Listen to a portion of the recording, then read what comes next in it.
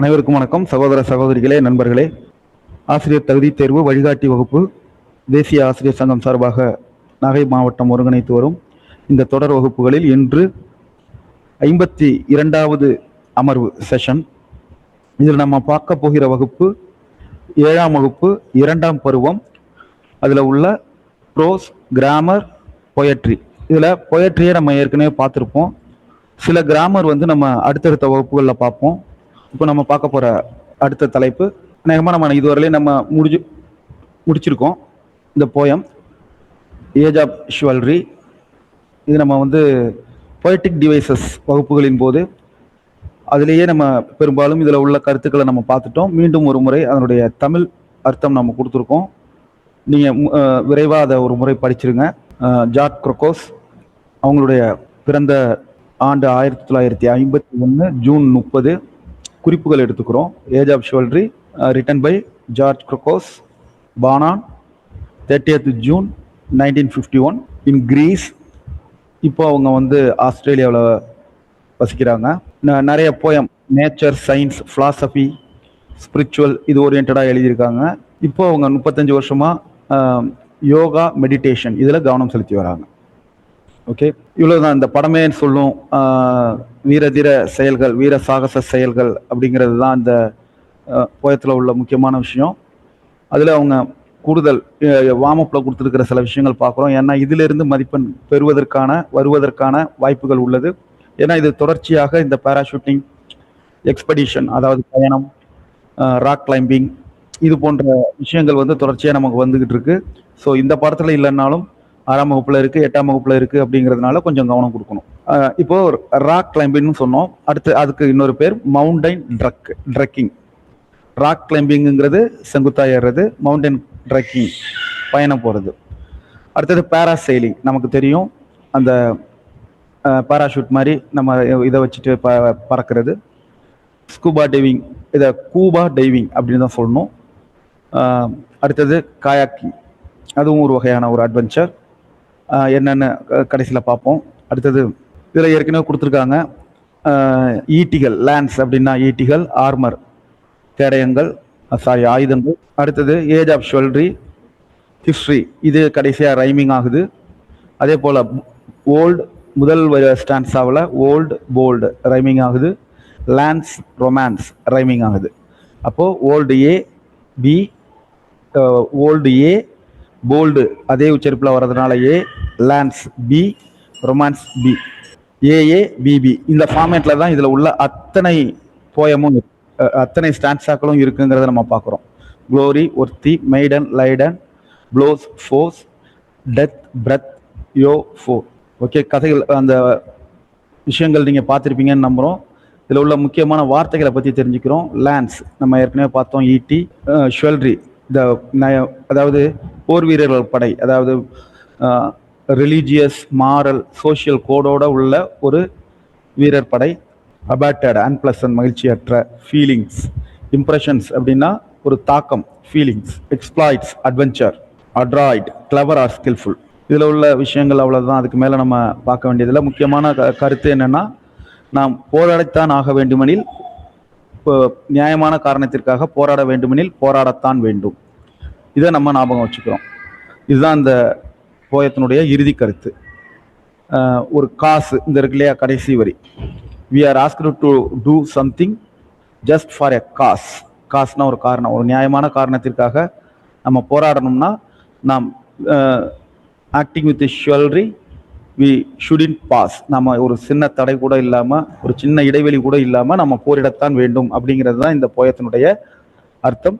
அந்த குறிப்புகள் எடுக்கலைன்னா இந்த அபவுட் த போயட்ல சில குறிப்புகள் எடுக்க வேண்டியிருந்தால் எடுத்துக்கணும். அடுத்தது காங்கிரீட் போயம். இதை நம்ம ஏற்கனவே பார்த்துருக்கோம், நிறைய முறை பார்த்துருக்கோம். ஒரு வடிவத்தில் இருக்கிறது. காங்கிரீட்னா ஒரு வடிவம் தரக்கூடியது, அதை ஞாபகம் வச்சுக்கோங்க அப்படின்னு நம்ம சொல்லியிருந்தோம். ஓகே, ஆலிஸ் இன் ஒண்டர்லேண்ட். இதுவும் நம்ம ஏற்கனவே எனக்கு என்னமோ பார்த்த மாதிரியே ஞாபகமாக இருக்குது. ஆலிஸ் உறங்கும் போது ஒரு கனவு காண்றாங்க. பல மாயாஜால தோற்றங்கள் வருது. கனவுல வெள்ளை முயல், மார்ச் ஹேர், மேட் ஹேட்டர், ஷெஷியர் பூனை, மந்திர தேநீர் விருந்து, சீட்டுக்கட்டு ராணி, வேடிக்கையான நீதிமன்ற விசாரணை போன்ற காட்சிகள் இதெல்லாம் வருது அப்படிங்கிற தகவலை நம்ம பார்க்குறோம். ஓகே, இதெல்லாம் நம்ம பார்த்துட்டோம்னு நினைக்கிறேன். இது இந்த லாஸ்ட் ஸ்டோன் கார்வர். இது ஒரு நம்ம ஆதர் யாருன்னா நம்ம எல்லாருக்கும் தெரிஞ்ச உங்க சரோஜினி நாயுடுவா இல்லை ஒரு சாரி சிக்ரன் ஸ்ரீவத்சவ். இவங்க வந்து இந்தியன் ஆதர், ஆனால் ஜெர்மானிய ஆரிஜின் உடைய இந்தியன் ஆதர். இதை புரிஞ்சுக்கிறோம். German author, origin, Indian author. அவங்க பேரு சிக்ரன் ஸ்ரீவத்சவ். ஜெர்மன் வம்சாவளி, இந்திய படைப்பாளி சிக்ரன் வத்சவ். அவங்களுக்கு வந்து மல்டிஃபேஸ்ட் ஆர்டிஸ்ட், ரைட்டர், ஸ்கல்ப்சர், இல்லஸ்ட்ரேட்டர். அவங்க ஒரு 25 புத்தகத்துக்கு மேல குழந்தைகளுக்காக, எல்லா வயது குழந்தைகளுக்காக எழுதியிருக்காங்க அப்படிங்கிற கதையை பார்க்குறோம். இதுல முக்கியமான விஷயங்களை நம்ம அந்த கேள்வி பதில் பார்க்கும்போதே இந்த பாடப்பகுதியை நம்ம முழுமையாக முடிச்சிடலாம். ஓகே, கதையை நம்ம சுருக்கமாக பார்த்துருவோம்.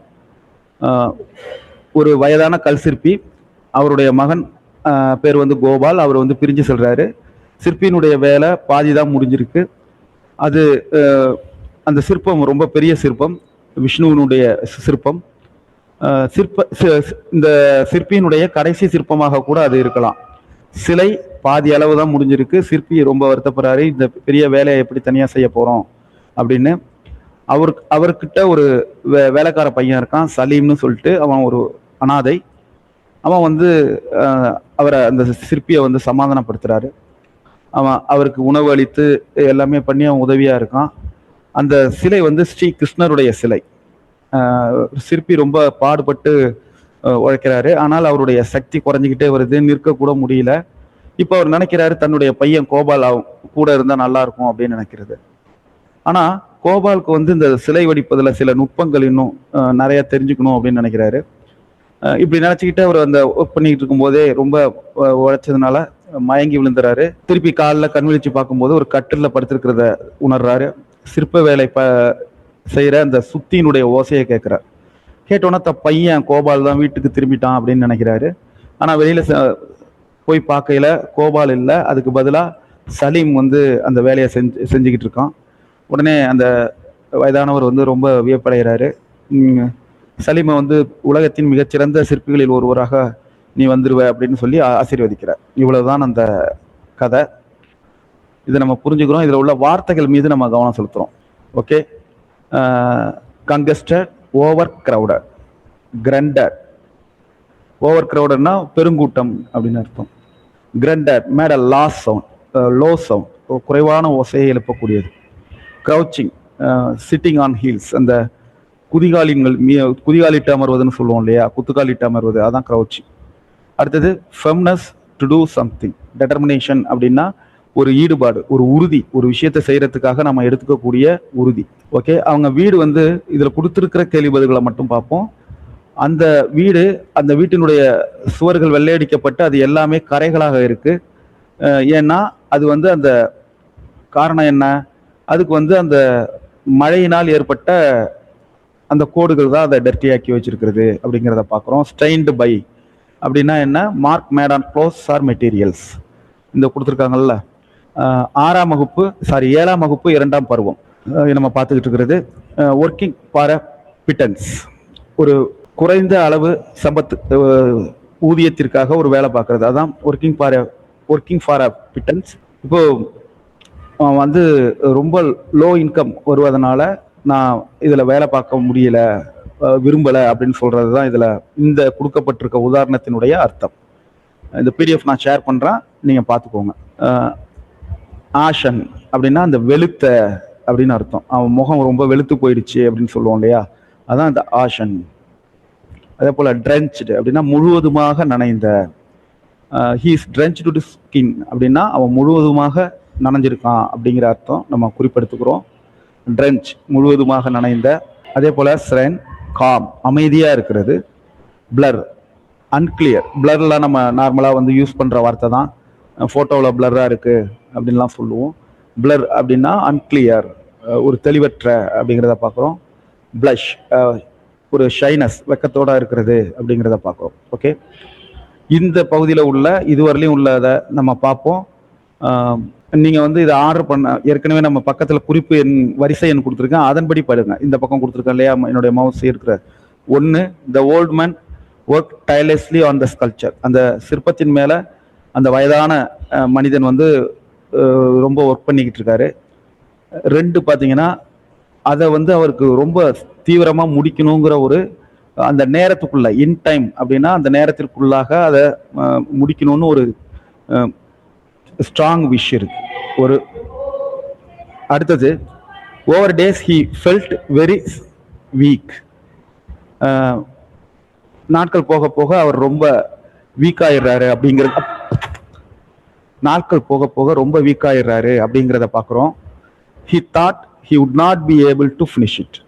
4 பார்க்குறோம், அவரால் அந்த சிலையை வந்து முடிக்க முடியாதுன்னு அவர் நினைக்கிறார்.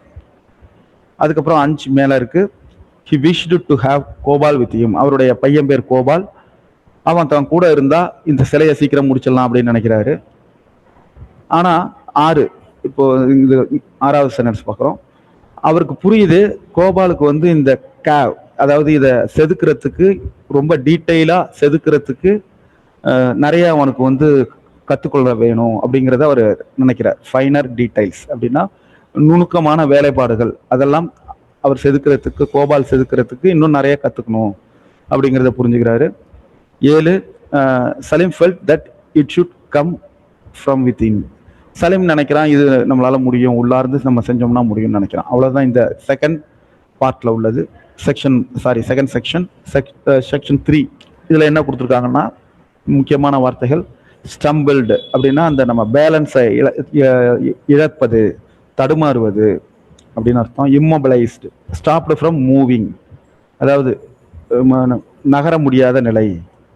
டாட்டட் ஓவர், மூவ்டு அன்ஸ்டடிலி வே அப்படின்னா அங்கும் இங்குமாக நம்ம மூவ் பண்ணுறதுன்னு சொல்லுவோம் இல்லையா, அதான் டாட்டட் ஓவர். அடுத்து ஸ்டார்டில்டு அப்படின்னா சர்ப்ரைஸ். ஓகே, இதில் சில கேள்விகள் கொடுத்துருக்காங்க, நம்ம பார்க்குறோம். Who listen to the chipping sound of the chisel, அந்த ஒலியினுடைய ஓசையை கேட்கறது யாரு அப்படின்னா அந்த வயதான மனிதர். Who was working with the hammer and chisel, அந்த சுத்தி அந்த ஒலியை வச்சு வேலை பார்க்கறது யாரு அப்படின்னு பார்த்தா சலீம். ஹூ வாஸ் ஸ்டாரிங், யார் வந்து வெறித்து பார்க்குறாங்க அப்படின்னா ஹி ஓல்டு ஸ்டோன் கார்வர், அந்த வயதான ஸ்டோன் கார்வர் சிற்பி தான் வெறித்து பார்க்குறார்.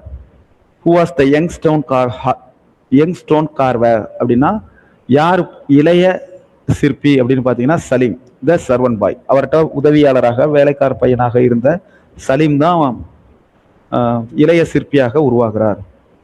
அடுத்தது, who was he working on, அந்த எதில் ஒர்க் பண்ணிட்டு இருக்காங்கன்னா லார்டு கிருஷ்ணா சிலை, ஸ்ரீ கிருஷ்ணர் சிலையை வந்து அவங்க செதுக்கிக்கிட்டு இருக்காங்க அப்படிங்கிற விஷயத்த நம்ம பார்க்குறோம். ஓகே, இதில் சில விஷயங்கள் கொடுத்துருக்காங்க. ஆப்ளிக் அப்படின்னா எம்ப்ராய்டரி ஒர்க். கேலிகிராஃபி, மிக அழகான ஒரு எழுத்துக்கலை அப்படின்னு சொல்லுவோம். கேலிகிராஃபி அப்படின்னா நம்ம எழுதுறதில்ல, ஒரு அந்த எழுத்தை ஒரு ஸ்டைலாக எழுதுறது, ஒரு அழகான எழுத்து முறை அப்படிங்கிறத பார்த்துக்கிறோம். விக்பானா, பூக்களை வந்து வச்சு அலங்காரம் செய்கிற முறை, ஜப்பானிய முறை அப்படிங்கிறத பார்க்குறோம். ஆரிகாமி, இது வந்து ஜப்பானிய அந்த காகிதத்தை மடக்கி செய்யக்கூடிய கலை அப்படிங்கிறத நம்ம பார்க்குறோம். டேபஸ்ட்ரி, க்ளோத், துணி, அதாவது டிசைன்ஸ் பிக்சர்ஸ் நிறைந்த துணியை வந்து நம்ம டேபஸ்ட்ரி அப்படின்னு சொல்கிறோம். இதை வேணால் குறிப்புகள் எடுத்துக்கோங்க. ஆப்ளிக், எம்ப்ராய்டரி ஒர்க், கேலிகிராஃபி, எழுத்துக்கலை, இக்பானா அந்த பூக்களை கொண்டு வடிவமைக்கக்கூடிய ஜப்பானிய கலை, அலங்காரம் செய்யக்கூடிய ஜப்பானிய கலை, ஆரிகாமி ஜப்பானிய அந்த காகிதக்கலை, காகிதத்தை பயன்படுத்தி பல்வேறு உருவங்கள் செய்யக்கூடிய கலை, அதாவது வந்து ஆரிகாமி அப்படின்னு சொல்கிறோம். டேபஸ்ட்ரி அப்படின்னா டிசைன்ஸ் பிக்சர்ஸ் நிறைந்த துணிகள் அப்படிங்கிறத நம்ம பார்க்கணும். ஓகே, டூல்ஸ், ஆர்ட் ஃபார்ம்ஸ் அதை மேட்ச் பண்ண சொல்லியிருக்காங்க. ஹேமர் அண்ட் சிசல், சுத்தியலும் உளியும் எதுக்கு பயன்படுத்தும்னா ஸ்கல்ப்சர், செதுக்குதல். பெயிண்ட் ப்ரஷ் அண்ட் பேலட் எதுக்குன்னா பெயிண்டிங் அப்படின்னு சொல்கிறோம். அந்த பேலட்னா அந்த மை இருக்கும் இல்லையா, பல்வேறு வண்ணங்கள் இருக்கக்கூடிய அந்த பலகை, அதான் பேலட்னு சொல்லுவோம். பெயிண்ட் ப்ரஷ் அண்ட் பேலட் இது வந்து பெயிண்டிங்க்கு பயன்படுது. Mould and roll pen, pottery, roll pin, அதாவது மோல்டு. மோல்ஸ்னால் நமக்கு தெரியும், இந்த சிற்பங்களை ஒரு களிமண் பொம்மைகளை வடிவமைக்கக்கூடிய அந்த மோல்டு அப்படின்னு சொல்லுவோம். அடுத்தது ரோல் பின்னா அந்த சக்கரம் சுற்றி வரும் இல்லையா, அதுக்கு வந்து பாட்டரி, மண்பாண்ட கலை அப்படிங்கிறத நம்ம பார்க்குறோம். சிசர்ஸ் அண்ட் பேப்பர், கத்தரிக்கோல், பேப்பர். இது எதுக்குன்னா கொலாஜ், அதாவது பேப்பரை கட் பண்ணி பல்வேறு வண்ணங்களில் காகிதத்தை கட் பண்ணி ஒட்டி இந்த கொலாஜ்னு சொல்லுவோம். ஃபஸ்ட்டு இந்த கொலாஜுங்கிறது இந்த பேப்பரை ஒட்டி பல்வேறு வண்ணங்களுடைய பேப்பரை ஒட்டி ஒரு உருவத்தை கொண்டு வரதுக்கு தான் கொலாஜ்னு சொல்லிக்கிட்டு இருந்தோம். இப்போ அது வந்து நம்ம மொபைல்லையே பல்வேறு புகைப்படங்களை வச்சு பண்ணுறதுக்கு கொலாஜ் அப்படின்னு நம்ம ஆப்ஸே இருக்குது. இதனுடைய ரூட் எதுன்னு கேட்டிங்கன்னா, இந்த பல்வேறு வண்ணங்களுடைய காகிதங்களை வெட்டி ஒட்டி செய்யக்கூடிய உருவங்கள் தான் இதனுடைய ரூட் அப்படிங்கிறத புரிஞ்சுக்கிறோம். அடுத்தது நீடில் அண்ட் த்ரெட் எம்ப்ராய்டரி அப்படிங்கிறத நம்ம புரிஞ்சுக்கிறோம், அது நமக்கு தெரியும். இந்த சி, லுக், வாட்ச், இந்த மூணுக்கும் இடையேயான வித்தியாசம் கொடுத்துருக்காங்க. சி அப்படின்னா இயல்பாக ஒரு விஷயத்தை பார்க்கறது, யோசிக்காம பார்க்கறது, சாதாரணமாக பார்க்கறது. அடுத்தது look at the bird, blue bird in the tree. அப்போ இந்த look at the blue bird in the tree, அப்போ நம்ம அந்த மரத்தில் ஒரு ப்ளூ பறவையை தேடி பார்க்க போகிறோம். ஸோ அதுக்கு ஒரு எஃபர்ட் போட போகிறோம். Make an effort to see something, ஏதோ ஒன்றை பார்க்கறதுக்கு ஒரு எஃபர்ட் போட்டு பார்க்கறது தான் லுக் அப்படின்னு சொல்கிறோம். அடுத்தது வாட்ச், நம்ம ஏற்கனவே நம்ம பார்த்துருந்தோம். ஒரு குறிப்பிட்ட நேரத்துக்கு கவனத்தோட பார்க்கறது, ஒரு குறிப்பிட்ட நேரத்துக்கு நம்ம அதை ஒரு எஃபர்ட்டோட பார்க்கறது தான் வாட்ச் அப்படிங்கிறத நம்ம சொல்லியிருக்கோம், ஏற்கனவே பார்த்துருக்கோம். இப்போ சீனா இயல்பாக பார்ப்பது, லுக்குனா ஒரு எஃபர்ட் போட்டு ஏதோ ஒன்று பார்க்கறது, வாட்ச்னா ஒரு குறிப்பிட்ட நேரத்துக்கு எஃபர்ட் போட்டு பார்க்கறது அப்படிங்கிறத நம்ம புரிஞ்சுக்கணும். Okay, active voice, passive voice கொடுத்துருக்காங்க. இங்கே பார்க்குறத விட நாம் வந்து அடுத்த வகுப்பில் இது விரிவாக இருக்குது, இலக்கண குறிப்புகளோடு இருக்குது, எந்தெந்த டென்ஸ் எப்படி மாறுங்கிற வகைப்பாட்டோடு இருக்குது. அதனால் இங்கே நாம் அந்த நேரத்தை வீணடிக்க வேண்டாம். ஏன்னா இதே விஷயம்தான் அடுத்த வகுப்பில் கொஞ்சம் கூடுதலாக இருக்குது. அப்போ நம்ம இதை பார்த்துட்டு அதில் நம்ம நேரம் எடுக்க வேண்டாம். நார்மலாக புரிஞ்சுக்கிறோம். ஆக்டிவ் வாய்ஸ்னா என்ன, ஒரு சப்ஜெக்ட் அந்த ஆக்ஷனை செய்யும். The cat is chasing the rat. அப்போ இதில் சப்ஜெக்ட் எது, கேட். அதுதான் அந்த எலியை சேஸ் பண்ணுது, துரத்துது. அப்போ சப்ஜெக்ட், ஆக்டிவ் வாய்ஸில் சப்ஜெக்ட் அந்த செயலை செய்யும், பெர்ஃபார்ம் பண்ணும். ஓகே, இந்த பக்கம் பேசிவ் வாய்ஸ் கொடுத்துருக்காங்க.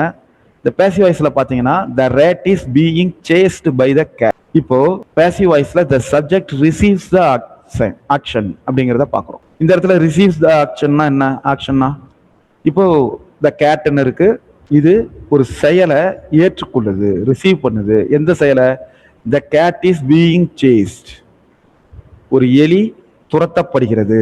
இந்த செயலை அது அதன் மேலே ஏற்றி வைக்கிறோம், பூனையால் அப்படின்ட்டு. முதல்ல என்ன சொன்னோம், பூனை எலியை துரத்துகிறதுன்னு சொன்னோம். இந்த இதில் ஒரு எலி துரத்தப்படுகிறது பூனையால். இதுதான் இந்த ரெண்டுக்கும் உள்ள வித்தியாசம். நம்ம இதில் தமிழில் செய்வினை, செயப்பாட்டு வினைன்னு சொல்லுவோம். செய்வினைன்னா ஆக்டிவ் வாய்ஸ், செயப்பாட்டு வினைன்னா பேசிவ் வாய்ஸ். பேசிவ்ல சப்ஜெக்ட், பேசிவ் வாய்ஸில் சப்ஜெக்ட் பேசிவாக இருக்கும், இதை புரிஞ்சுக்கிறோம். ஆக்டிவ் வாய்ஸில் சப்ஜெக்ட் ஆக்டிவாக இருக்கும், அதை புரிஞ்சுக்கிறோம். ஓகே, உதாரணங்கள் கொடுத்துருக்காங்க. சப்ஸ்டியூஷன் டேபிள், இதெல்லாம் நமக்கு தெரியும், இதை பார்த்தாலே நமக்கு புரியும் எது எதுக்கு வரும்ன்ட்டு. நம்ம அடுத்த வகுப்பில் முழு கவனம் செலுத்தி. அடுத்து வேண்டரிங் சிங்கர்ஸ், இது நம்ம வந்து பொயட்டிக் டிவைசஸ் பார்க்கும்போதே இதனுடைய அர்த்தம் முழுமையாக பார்த்துட்டோம் அப்படின்னு நினைக்கிறேன். அதனால தான் எனக்கு போயம் ஒவ்வொன்றிலையும் எனக்கு ஒரு சந்தேகம் வருது. Okay, where the voice of the wind calls our wandering feet through எக்கோயிங் forest and எக்கோயிங் street. With lutes in our hands, ever singing we roam. All men are our kindred, the world is our home.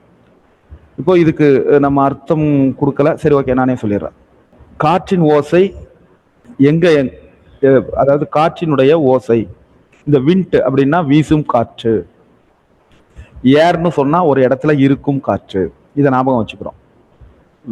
ஏர்னா இருக்கும் காற்று, wind ஒரு பலூனுக்குள்ளே இருக்கிற காற்று, ஒரு cycle டியூபுக்குள்ள இருக்கிற காற்றை ஏர்னு சொல்லுவோம். அதே வீசுற காற்றை விண்டுன்னு சொல்லுவோம். ஒரு வீசும் காற்றினுடைய குரல் எங்கே எங்களுடைய கால்களை அழைக்கிறதோ அதை நோக்கி நாங்கள் போவோம். த்ரோ எக்கோயிங் ஃபாரஸ்ட், த்ரோ எக்கோயிங் ஸ்ட்ரீட், எதிரொலிக்கிற காடுகள், எதிரொலிக்கிற தெருக்கள் வழியாக நாங்கள் போவோம் அப்படின்னு சொல்லலாம். With லூட்ஸ் in our hands ever singing we Rome.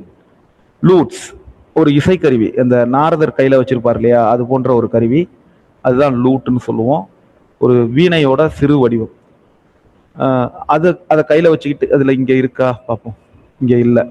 அதை கையில் வச்சுக்கிட்டு எப்போதுமே நாங்கள் பாடிக்கிட்டு, ஆல் மென் ஆர் அவர் கிண்ட்ரட், எல்லா மனிதர்களும் எங்களுடைய உறவினர்கள், the world is our home, இந்த உலகமே எங்களுடைய உலகமே எங்களுடைய சொந்தம் அப்படிங்கிறத இது படி நாங்கள் போவோம் அப்படின்னு சொல்லியிருக்காங்க. Our lays are of cities who lesser is shed, the laughter and beauty of women long dead, the sword of vale battles, the crown of old kings and happy and simple and sorrowful things. எங்களுடைய பாடல்களில் எது எது இருக்கும் அப்படின்னா, பழைய நகரங்கள், பெண்களினுடைய அழகும் சிரிப்பும், அதாவது இறந்து போன, ரொம்ப காலத்துக்கு முன்னாடி இறந்து போன பெண்களினுடைய அழகு சிரிப்பு. த ஸ்வாட் ஆஃப் ஓல்டு பேட்டில்ஸ், பழைய வீரப்போர்கள், பழைய மன்னர்களுடைய மணிமுடிகள். அடுத்தது வாழ்க்கையினுடைய மகிழ்ச்சியான, எளிமையான, வருத்தமான விஷயங்கள், இதை பற்றி நாங்கள் எங்களுடைய பாடல்கள் இருக்கும் அப்படின்னு சொல்கிறாங்க. We hope shall we gather, what dream shall we sow, where the wind calls our wandering footstep we go, no love bids us tarry, no joy bids us wait, the voice of the wind is the voice of our fate. Okay, எங்களுக்குன்னு சில கனவுகள் நாங்கள் என்ன விதைச்சிருக்கோம், அந்த காற்று வந்து எங்களுடைய food ஸ்டெப்பை போகிற சொல்கிற இடத்துக்கெல்லாம் நாங்கள் போகிறோம். நம்பிக்கை, எந்த நம்பிக்கையில் நாங்கள் கூடியிருக்கோம். அப்போது எங்களுடைய அந்த ஒரு நிமிஷம் டாரி வெயிட், எந்த நம்பிக்கையில் நாங்கள் வெயிட் பண்ணுறோம் எங்களுடைய அன்புக்காக, எந்த ஒரு மகிழ்ச்சியும் எங்களை ஒரு இடத்துல வெயிட் பண்ண வைக்கல, எந்த ஒரு அன்பும் எங்களை காத்திருக்க வைக்கல. இதை நம்ம புரிஞ்சுக்கிறோம். நாங்கள் காற்றினுடைய ஓசை கேட்குற இடத்துக்கு நாங்கள் எங்களுடைய விதியினுடைய ஓசை கேட்குது அப்படின்னு சொல்லிட்டு நாங்கள் போய்கிட்டு இருக்கோம். காற்றினுடைய ஓசை தான் எங்கள் விதியினுடைய ஓசை அப்படின்னு சொல்லிட்டு பயணிக்கிற நாடோடி பாடகர்கள். அவங்கள பற்றி சரோஜினி நாயுடு அவர்கள் எழுதின ஒரு போயம். அடுத்தது இவங்க வந்து ஒரு famous Indian poet, major freedom fighter. Okay, அவங்களுக்கு வந்து நைட்டிங்கேல் ஆஃப் இந்தியாங்கிற ஒரு விருது கொடுத்துருக்கோம், account of our beautiful poems and songs. அதன் அடிப்படையில் அவங்களுக்கு அந்த உயரிய விருது அளிக்கப்பட்டிருக்கு. ஓகே, இதில் உள்ள முக்கியமான வரிகள் பார்க்குறோம். Yes, kind of stringed musical instrument, அதாவது ஒரு கம்பி வாத்தியம். ஸ்ட்ரிங்குன்னா கம்பி வாத்தியம். அதான் இந்த வீணையை விட கொஞ்சம் கையில் இருக்கக்கூடிய வீணை மாதிரி கணக்கு பண்ணிக்கோங்க. இந்த சினிமாவில் வந்து நாரதர்லாம் எடுத்து வருவார்ல, அது மாதிரி இருக்கும். அதான் லூட். அடுத்தது ரோம் அப்படின்னா வேண்டர், ட்ராவல். ரோம், வேண்டர், இது ரெண்டுமே எப்படின்னா அலைந்து திரிதல்னு அர்த்தம். ட்ராவல்னா பயணம், இது அதுக்கு பொருந்தாது. ரோமிங் அப்படின்னா ஒரு இடத்துல இருந்து இன்னொரு இடத்துக்கு திரியிறது, அலையிறது அப்படின்னு அர்த்தம். வேண்டருக்கும் அதுதான், அலைதல் அப்படிங்கிற அர்த்தத்துல தான் அது வரும். கிண்ட்ரட், ரிலேஷன்ஸ், இது நம்ம புரிஞ்சுக்கிறோம். லேஸ் அப்படின்னா சாங்ஸ் அண்ட் ஸ்டோரிஸ், அது நம்ம அந்த பார்த்தோம். எங்களுடைய பாடல்களில் எது இருக்கும், எங்களுடைய கதைகளில் எது இருக்கும் அப்படின்னு சில விஷயங்கள் நம்ம பார்த்தோம் இல்லையா, அதுதான் லேஸ். டேரினா வெயிட், டிலே அப்படின்னு அர்த்தம். ஃபேட் அப்படின்னா அதிர்ஷ்டம், டெஸ்டினி, விதி அப்படிங்கிறத பற்றி பார்க்குறோம். ஓகே, ரைமிங் வேர்ட்ஸ் கேட்டிருக்காங்க. நம்ம நிறைய முறை ரைமிங் வேர்ட்ஸ் பார்த்தாச்சு. ஓகே, இந்த இடத்துல இந்த 2 வரியை கொடுத்துட்டு வி, ரோம் இந்த இருக்கு இல்லையா, இதை பற்றி ஒரு கேள்வி கேட்குறாங்க. வி ரெஃபர் டு அப்படின்னா யாரு? த வேண்டரிங் சிங்கர்ஸ். இந்த போயத்தை யார் பாடுறா? வேண்டரிங் சிங்கர்ஸ் பாடுறாங்க, நாடோடி பாடகர்கள். அதை நம்ம ஞாபகம் வச்சுக்கிறோம். அவங்க கைகளில் என்ன இருக்கு? மியூசிக்கல் இன்ஸ்ட்ருமெண்ட் இருக்கு, லூட் இருக்கு. What's name? அதோடைய பெயர் லூட். லே மீன்ஸ் இங்கே என்ன கொடுத்துருக்காங்க? லேன்னா லையிங் டவுன், ஸ்டோரிஸ், கீப். ஆனால் இந்த இடத்துல லேஸ் அப்படிங்கிறது பாடல்கள் அல்லது ஸ்டோரிஸ். இங்கே ஸ்டோரிஸ் தான் வந்திருக்கு. So stories, option B. The laughter and beauty of women long dead. இப்போ இதை பற்றி விளக்கி சொல்லியிருக்காங்க. The song sung by the wandering singers are about the laughter and beauty of the women who were dead long ago. முன்னொரு காலத்தில் இறந்து போன பெண்களினுடைய சிரிப்பு, அழகு பற்றி அந்த நாடோடி பாடகர்களுடைய பாடல்கள் இருக்கின்றன. ஆர் த சிங்கர்ஸ் ஹோம்லெஸ் டிராவல்? ஆமாம், அவங்களுக்கு வீடுகள் இல்லை. அவங்க ஒவ்வொரு இடத்துக்கும் ஒவ்வொரு டிஃப்ரெண்டான இடங்களுக்கும் வாழ்வதற்காக பயணப்படுகிறார்கள். Do the singers have hopes and dreams? அப்போ அவங்க ரொம்ப புவர், அவங்களுக்கு வீடுகள் இல்லை, ஹோம்லெஸ். ஸோ அவங்களுக்கு எந்த கனவுகளும் இல்லை, எந்த நம்பிக்கையும் இல்லை.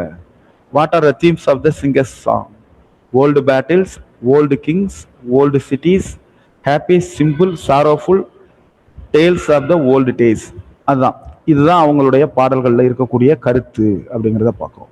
நாயா the home of Chitrakar supplementary தான். இதில் உள்ள விஷயங்கள் எல்லாமே சுருக்கமாக ஒரு இடத்துல கொடுக்கப்பட்டிருக்கோம். அதை நம்ம பார்த்து இதில் கொடுத்துருக்காங்க இல்லையா, இதில் முக்கியமான வார்த்தைகள்லாம் இல்லை. இதுதான் இந்த பாடத்தில் உள்ள மையக்கரு. நயா is a little village in West Bengal's Midnapur district. இது உங்களுக்கு தெரிஞ்சிருக்கும். மேற்கு வங்காளத்தில் மிட்னாப்பூர்ங்கிற மாவட்டத்தில் இருக்கக்கூடிய சிறிய கிராமம் தான் நயா. However, it is not an ordinary village. எப்படி இருந்தாலும் அது ஒரு சிறிய சாதாரண கிராமம் அல்ல. Around 250 patwas or chitrakar or artists live there. அங்கே இருக்கிறவங்கள பட்வாஸ் அப்படின்னு சொல்கிறாங்க. இந்த பட்வாஸ் எப்படின்னா மேற்கு வங்காளம், ஒரிசா பகுதிகளில் பரவி இருக்கக்கூடிய அந்த சித்திரக்கலையை செய்யக்கூடிய சித்திரக்காரர்கள் அப்படிங்கிறத நம்ம பார்க்குறோம். These folk artist are painters, lyricist, singers and performers all rolled into one. Okay, இந்த ஃபோக் ஆர்டிஸ்ட், இந்த நாட்டுப்புற கலைஞர்கள் என்ன பண்ணுறாங்கன்னா பெயிண்ட் பண்ணுறாங்க, பாடல் எழுதுறாங்க, பாடுறாங்க, அதை அடுத்தது நடிக்கிறாங்க, பர்ஃபார்மர்ஸ் நடிக்கிறாங்க அப்படிங்கிறத நம்ம பார்க்குறோம். இது எல்லாத்தையும் சேர்த்து அவங்க பண்ணுறாங்க. They practise on old folk art called Patachitra. அவங்க ஒரு பழமையான ஒரு நாட்டுப்புற கலை, அது பேர் என்னன்னா படச்சித்ரா அப்படின்னு சொல்கிறோம். இதை அவங்க பர்ஃபார்ம் பண்ணுறாங்க. This is a type of storytelling using painted scrolls. இது எப்படிப்பட்டதுன்னா ஒரு கதை சொல்லும் முறை. பெயிண்டட் ஸ்க்ரோல்ஸ், ஒரு பெயிண்ட் பண்ணப்பட்ட படச்சுருள் இருக்கு இல்லையா, அதுதான் ஸ்க்ரோல்னு சொல்லுவோம். இதை பயன்படுத்தி ஒரு கதை சொல்ற முறை தான் இந்த படச்சித்ரா அப்படிங்கிறத பார்க்குறோம். The scrolls had stories painted on them and the artist sang the story. அந்த ஸ்க்ரோல்ல, அந்த படச்சுருள்ல என்ன இருக்கும்? கதைகள் வரையப்பட்டிருக்கும். அந்த கதைகளுக்கு ஏற்ப பாடல்களை அந்த ஆர்டிஸ்ட், அந்த கலைஞர்கள் பாடுறாங்க. as they unroll the scroll, அந்த படச்சுருளை அவங்க விரிக்கும் போது, ஒவ்வொரு படமா விரிக்கும் போது அதை அவங்க பாடுறாங்க. This art has been practiced since the 13th century. இந்த கலையை அவங்க 13ஆம் நூற்றாண்டுல இருந்து செஞ்சுக்கிட்டு வராங்க அப்படிங்கிறத நம்ம பார்க்கணும். ஓகே, இந்த பாடத்தில் உள்ள முக்கியமான கருத்துக்கள். இந்த traditional folk art of west பெங்காலோட பேரு என்னன்னா Patachitra. Annual festival to celebrate the success of local artist. வருடாந்திர திருவிழா. அங்க இருக்கக்கூடிய கலைஞர்களால, பெயிண்டர்களால கொண்டாடக்கூடிய அந்த பண்டிகைக்கு பேர் பாட் மாயா அப்படிங்கிற ஒரு ஆனுவல் ஃபெஸ்டிவல். இதை குறிப்பெடுத்துக்கிறோம். படச்சித்ரா அப்படிங்கிறது அவங்களுடைய ட்ரெடிஷ்னல் ஃபோக் ஆர்ட், பழமையான நாட்டுப்புற கலை அப்படிங்கிறத பார்க்குறோம். அடுத்தது அவங்க கொண்டாடுற வருடாந்திர பண்டிகை எதுன்னா பாட் மாயா. பாட் மாயா அப்படிங்கிறத நம்ம குறிப்பிடுத்துக்கிறோம். ஸ்டோரி டெல்லர்ஸோட வேறு பெயர் என்ன? பட்டுவாஸ். பட்டுவாஸ்னா அங்க இருக்கக்கூடிய அந்த பெயிண்ட் பண்ணக்கூடிய, பாடக்கூடிய, கதை சொல்லக்கூடிய, நடிக்கக்கூடிய எல்லா திறனும் பெற்ற அந்த கலைஞர்களுக்கு பெயர் பட்டுவாஸ்னு பேர். அவங்களுடைய அதுல என்ன மெசேஜஸ் கொடுப்பாங்க? Conservation of trees, female infanticide, இது எல்லாம் சோசியல் மெசேஜஸ் அப்படிங்கிறத நம்ம பார்க்குறோம். இது போன்ற விஷயங்கள் அவங்களுடைய அந்த படச்சித்ராவுடைய கருத்து பொருளாக இருக்கும் அப்படிங்கிறத பார்க்குறோம். ஓகே, சில விஷயங்கள் கொடுத்துருக்காங்க. இதோட இந்த கலை மெல்ல மெல்ல அழிஞ்சுக்கிட்டு வருது அப்படிங்கிறத நம்ம பார்க்குறோம். இப்போ திருப்பி மீட்டெடுக்க முயற்சி பண்ணுறாங்கங்கிறதையும் பார்க்குறோம். இந்த artist of Naya are called Patuas or Chitrakars. Okay, the folk artists include singing, painting, storytelling and performing. The number of artists, அங்க இருக்கக்கூடியது எத்தனை பேர்? 250 பேர். 250. இந்த குரூப் நேம் இது ஒரு முறை கேட்டிருக்காங்க, அதனால இதை நம்ம குறிப்புகள் எடுத்துக்கிறோம். குச்சிப்புடி, பாங்க்ரா, தாண்டியா இது எல்லாமே பெர்ஃபார்மிங் ஆர்ட்ஸ், அதாவது நடனம், அதாவது பெர்ஃபார்ம் பண்ணக்கூடிய கலைகள் அப்படிங்கிறத நம்ம பார்க்குறோம். குச்சிப்புடி, பாங்க்ரா, தாண்டியா, பரதநாட்டியம், கதகளி உள்ளிட்ட எல்லாமே பெர்ஃபார்மிங் ஆர்ட்ஸ், நாம போய் அதை பெர்ஃபார்ம் பண்ணக்கூடிய கலைகள் அப்படிங்கிறத பார்க்குறோம். ப்ரோஸ், பொயட்ரி, டிராமா, நாவல். லிட்டரரி ஆர்ட்ஸ் இது வந்து லிட்ரரி ஆர்ட்ஸ், அதாவது எழுதக்கூடிய மொழியியல் கலைகள் அப்படிங்கிறத நம்ம பார்க்குறோம். கவின் கலை அப்படின்னு சொல்லுவாங்க, அதே போல மொழியியல் கலை அப்படின்னு சொல்லுவாங்க. அடுத்தது போட்டோகிராஃபி, ஃபிலிம் மேக்கிங், ஸ்கல்ப்சர் இதுவெல்லாம் விஷுவல் ஆர்ட்ஸ். விஸ்காம் அப்படின்னு சொல்லக்கூடிய படிப்பில் வர்றது வந்து அந்த ஃபிலிம் மேக்கிங் இது சம்பந்தமானது இருக்கும் இல்லையா. அது போல போட்டோகிராஃபி, ஃபிலிம் மேக்கிங், சிற்பக்கலை இது எல்லாம் விஷுவல் ஆர்ட்ஸ், நாம் பார்க்கக்கூடிய அந்த விஷயங்கள், அந்த கலைகள் அப்படிங்கிறத பார்க்கணும். குங்ஃபு, கராத்தே, காபரியா இது எல்லாமே மார்ஷியல் ஆர்ட்ஸ் அப்படிங்கிறத பார்க்குறோம். பல்வேறு பகுதிகளை சார்ந்த பிறப்பிடமாக கொண்ட வேறு வேறு வகை மார்ஷியல் ஆர்ட்ஸ் அப்படிங்கிறத பார்க்குறோம். அடுத்தது வீவிங், எம்ப்ராய்டரி, கார்பெட் டிசைனிங் இது எல்லாமே டெக்ஸ்டைல் ஆர்ட்ஸ். டெக்ஸ்டைல்னா நம்ம அந்த நெய்தல், நெய்யக்கூடிய அப்படிங்கிற அது பொருளில் வரும், அதை பார்க்குறோம். ஓகே, இப்போது செகண்ட் டேர்ம் முடிஞ்சுது, இன்னொரு ½ hour இருக்கு. ஜேர்னி பை ட்ரெயின் அப்படின்னு ஒரு கதை நமக்கு கொடுத்துருக்காங்க. இது எதிலிருந்து எடுக்கப்பட்டது அப்படின்னா, இந்த பகுதி around the world in 80 days அப்படின்னு ஜூல்ஸ் வேன் அப்படின்னு ஒருத்தர் எழுதின ஆங்கில எழுத்தாளர், அவர் எழுதினது அவருடைய உதவியாளர் பிரெஞ்சு அட்டெண்டன்ட் ஃபிளாஷ் ஃபாக், அதே போல ஜூல்ஸ் வேன், ஆமாம், Englishman Phileas Fogg along with his French attendant Passepartout. Phileas ஃபாக்குங்கிறவர் அவருடைய பிரெஞ்சு உதவியாளர் பாசே பார்ட்அவுட் அப்படிங்கிறவருடைய துணையோட இந்த உலகத்தை ஒரு சுற்றி 80 நாட்களுக்குள் வருவேன் அப்படின்னு வேகர் ஒரு பந்தய தொகை பெட் கட்டுறார். எவ்வளவு? $20,000 அமெரிக்க டாலர்ஸ். இப்போதைய மதிப்பீட்டின்படி 1.6 மில்லியன். 1.6 மில்லியன்னா $16 லட்சம் அப்படின்னு அர்த்தம். நம்ம தொகைக்கு கணக்கு பண்ணோம்னா கிட்டத்தட்ட 1.5 கோடிக்கு நெருங்கும்னு நினைக்கிறேன் இன்றைய மதிப்பீட்டில். இப்போ அவங்க என்ன பண்றாங்க, இந்த கதையை மீண்டும் நாம ஞாபகம் வச்சுக்கிறோம். Around the world in 80 days by Jules Verne. இவர் எழுதின கிளாசிக் அட்வென்ச்சர் நாவல். இது ஒரு கிளாசிக் அட்வென்ச்சர் நாவல், புதினம் அப்படிங்கிறத நாம ஞாபகம் வச்சுக்கிறோம். சாகச கதைகளை பேசக்கூடிய புதினம் அப்படிங்கிறத ஞாபகம் வச்சுக்கிறோம். இதுல 2 பேர் கேரக்டர், ஜூல்ஸ் வெர்ன், ஃபிலியஸ் ஃபாக், அவருடைய பிரெஞ்சு உதவியாளர் பாசே பார்ட்அவுட் அப்படிங்கிறத நம்ம குறிப்பிடுத்துக்கிறோம். பந்தய தொகை அமெரிக்க டாலர்கள் 20,000. அதை யார் வச்சதுன்னா அவங்களுடைய நண்பர்கள் ஒரு மணமகிழ் மன்றத்தில் வைக்கிறாங்க, ரெஃபார்ம் கிளப்ல. இதுல அவர் இந்தியா வழியா சில பகுதிகளில் ரயில்வேஸ் மூலயமாக, அந்த ரயில்வேஸ் தொடக்க காலத்துல கட்டிக்கிட்டு இருந்த நேரத்தில் அவர் வர்றாரு அப்படிங்கிறத நம்ம பார்க்குறோம். இந்த இடத்துல சில ஊரோட பெயர் இடம் மாறி உச்சரிக்கிறாங்க. காரணம், அந்த புத்தகம் எழுதப்பட்டு 1 நூற்றாண்டு ஆகிறது அப்படிங்கிறத நம்ம பார்க்குறோம். இப்போ கூடயே தூத்துக்குடியையும் திருநெல்வேலியும் நம்ம இங்கிலீஷில் தப்பாக தான் சொல்லி, நம்ம அவங்க சொன்ன மாதிரி தான் சொல்லிக்கிட்டு இருக்கோம். சேலத்துக்கு ஸ்பெல்லிங்கும் தப்பாக தான் எழுதிக்கிட்டு இருக்கோம். ஓகே, இப்போ இந்த ட்ரெயின் கிளம்புது. யாருன்னா பாசே பார்ட்அவுட், மிஸ்டர் ஃபாக். அவர் கூட யார் சேர்ந்துக்கிறாருன்னா பிரான்சிஸ் குரோமர்ச்சி அப்படிங்கிறவர். அவர் இவங்களுடைய நட்பா மாறிடுறாரு. அடுத்தது பாம்பேல இந்த ட்ரெயின் கிளம்புது. சால்செட் வழியா, நம்ம ஹிஸ்டரியில பார்த்துருப்போம், மும்பை, சால்செட் இதெல்லாம் அந்த மகாராஷ்டிரா குஜராத் பகுதிகளில் உள்ள இடங்கள். பாம்பேல இருந்து அந்த ட்ரெயின் கிளம்புது, சால்செட் வழியா போகுது. அப்படி போகும்போது சில இடங்கள்ல ஆறுகள், கோதாவரி ஆறு குறுக்கிடுது அப்படிங்கிறதையும் நம்ம பார்க்குறோம்.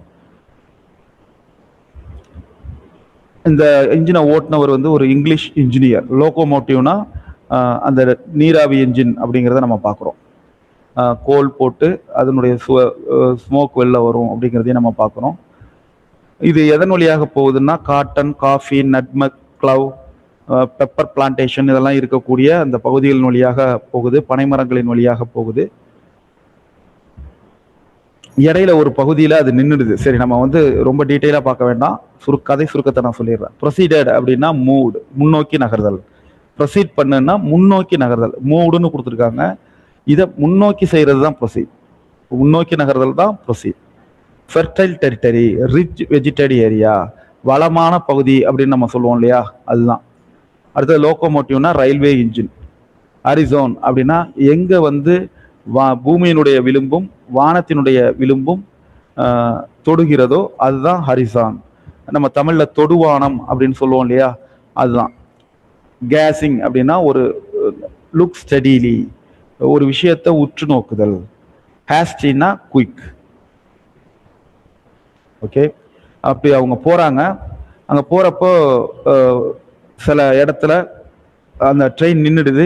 அவங்க போய் ஏன் என்னாச்சு அப்படின்னு கேட்கும்போது இதுக்கப்புறம் ரயில்வே இல்லை, நம்ம ரயில்வேங்கிறது ட்ரெயின்னு புரிஞ்சுக்கிறோம். ரயில் அப்படின்னா என்ன, ரயில்னா தண்டவாளம், ட்ரெயின்னா தான் அந்த தொடர்வண்டிக்கு பெயர். அதே ரயில்னு சொன்னோம்னா அது தண்டவாளம், இருப்பு பாதை, அதுதான் ரயில்வே. இதை நம்ம புரிஞ்சுக்கிறோம். ட்ரெயின் அப்படின்னா தொடர்வண்டி, ரயில்வே அப்படின்னா இருப்பு பாதை அப்படின்னு புரிஞ்சுக்குவோம். ஓகே, அந்த இடத்துல ட்ரெயின் நிற்குது. அந்த இடத்துல எல்லாருமே இறங்குறாங்க. இந்த கண்டக்டர், அங்கே இப்போ நம்ம டிடிஆர்னு சொல்லக்கூடிய அப்போ இருந்த கண்டக்டர், அவர் சொல்றாரு எல்லாரும் இறங்குங்க அப்படிங்கிறாரு. இந்த ஃபிலியஸ் பாக் வந்து பக்கத்தில் இருந்த பிரான்சிஸ் குரோமார்ச்சியை எதுக்காக இங்கே இறங்க சொல்றாங்க அப்படின்னு பார்க்குறாங்க. ஒரு நடு காடு. அப்போ இந்த அகாசியஸ் மரம், டேட்டு, இப்போ பேரிச்சை மரம் இதெல்லாம் இருக்குது அப்படிங்கிறத பார்க்குறோம். அவர் போய் அங்கே கேட்குறாரு. கேட்டுட்டு வந்து பதில் சொல்கிறார், கத்துறார், இதுக்கப்புறம் இங்கே ரயில்வே கிடையாது, தண்டவாளம் கிடையாது அப்படின்னோன்னா, ஆமாம் இதுக்கப்புறம் ட்ரெயின் போகாது அப்படின்னா, அதுக்கப்புறம் அவங்க என்ன பண்ணுறாங்கன்னா எங்கே இருக்காங்க அப்படின்னா கொல்ஃபி அப்படிங்கிற ஒரு குடியிருப்பு பகுதிக்கிட்ட இருக்காங்க. இந்த இடத்துல நம்ம இறங்கிக்கணும், இதுக்கப்புறம் ரயில்வே போகலை அப்படின்னு சொல்கிறாங்க. திருப்பி விளக்கமெல்லாம் கேட்குறாங்க. நீங்கள் முழுசாக சொன்னீங்களே, இத்தனை பேர் வருவாங்க, சாரி இங்கேருந்து நீங்கள் அந்த எட்ஜ் வரலையும் நீங்கள் போய் சேர்ந்தலான்னு சொன்னீங்களே அப்படின்னா, இல்லை ட்ரெயினில் வர்றவங்க எல்லாருக்கும் தெரியும், அலகாபாத் வரலையும் அவங்களாதான் அந்த பயணத்தை ஏற்பாடு பண்ணிக்கணும் அப்படின்னு சொல்கிறாங்க.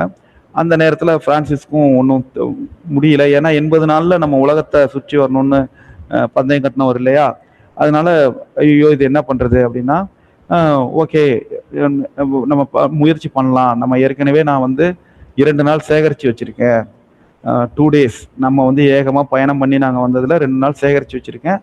அதனால் இப்போ வந்து இந்த ஸ்டீமர்னா நீராவி கப்பல்னு அர்த்தம். இந்த ஸ்டீமர்னு கொடுத்துருக்காங்க இல்லையா, அது நீராவி கப்பல். ஸ்டீமர் வந்து கல்கத்தாவிலேருந்து ஹாங்காங்க்கு வந்து 25ஆம் தேதி கிளம்புது. இப்போ 22. நாம கல்கத்தாவை டயத்தில் போய் சேர்ந்தா போதும் அப்படின்னு சொல்றாரு. ஒரு டூயூனோ பகுதியில் கொடுத்துருக்காங்க. ஆக்ராங்கிறது தான் அதிக முறை அதிக பயணங்கள் மேற்கொள்ளப்பட்ட ஒரு பகுதி அப்படிங்கிறத பார்க்குறோம் இந்தியாவில்.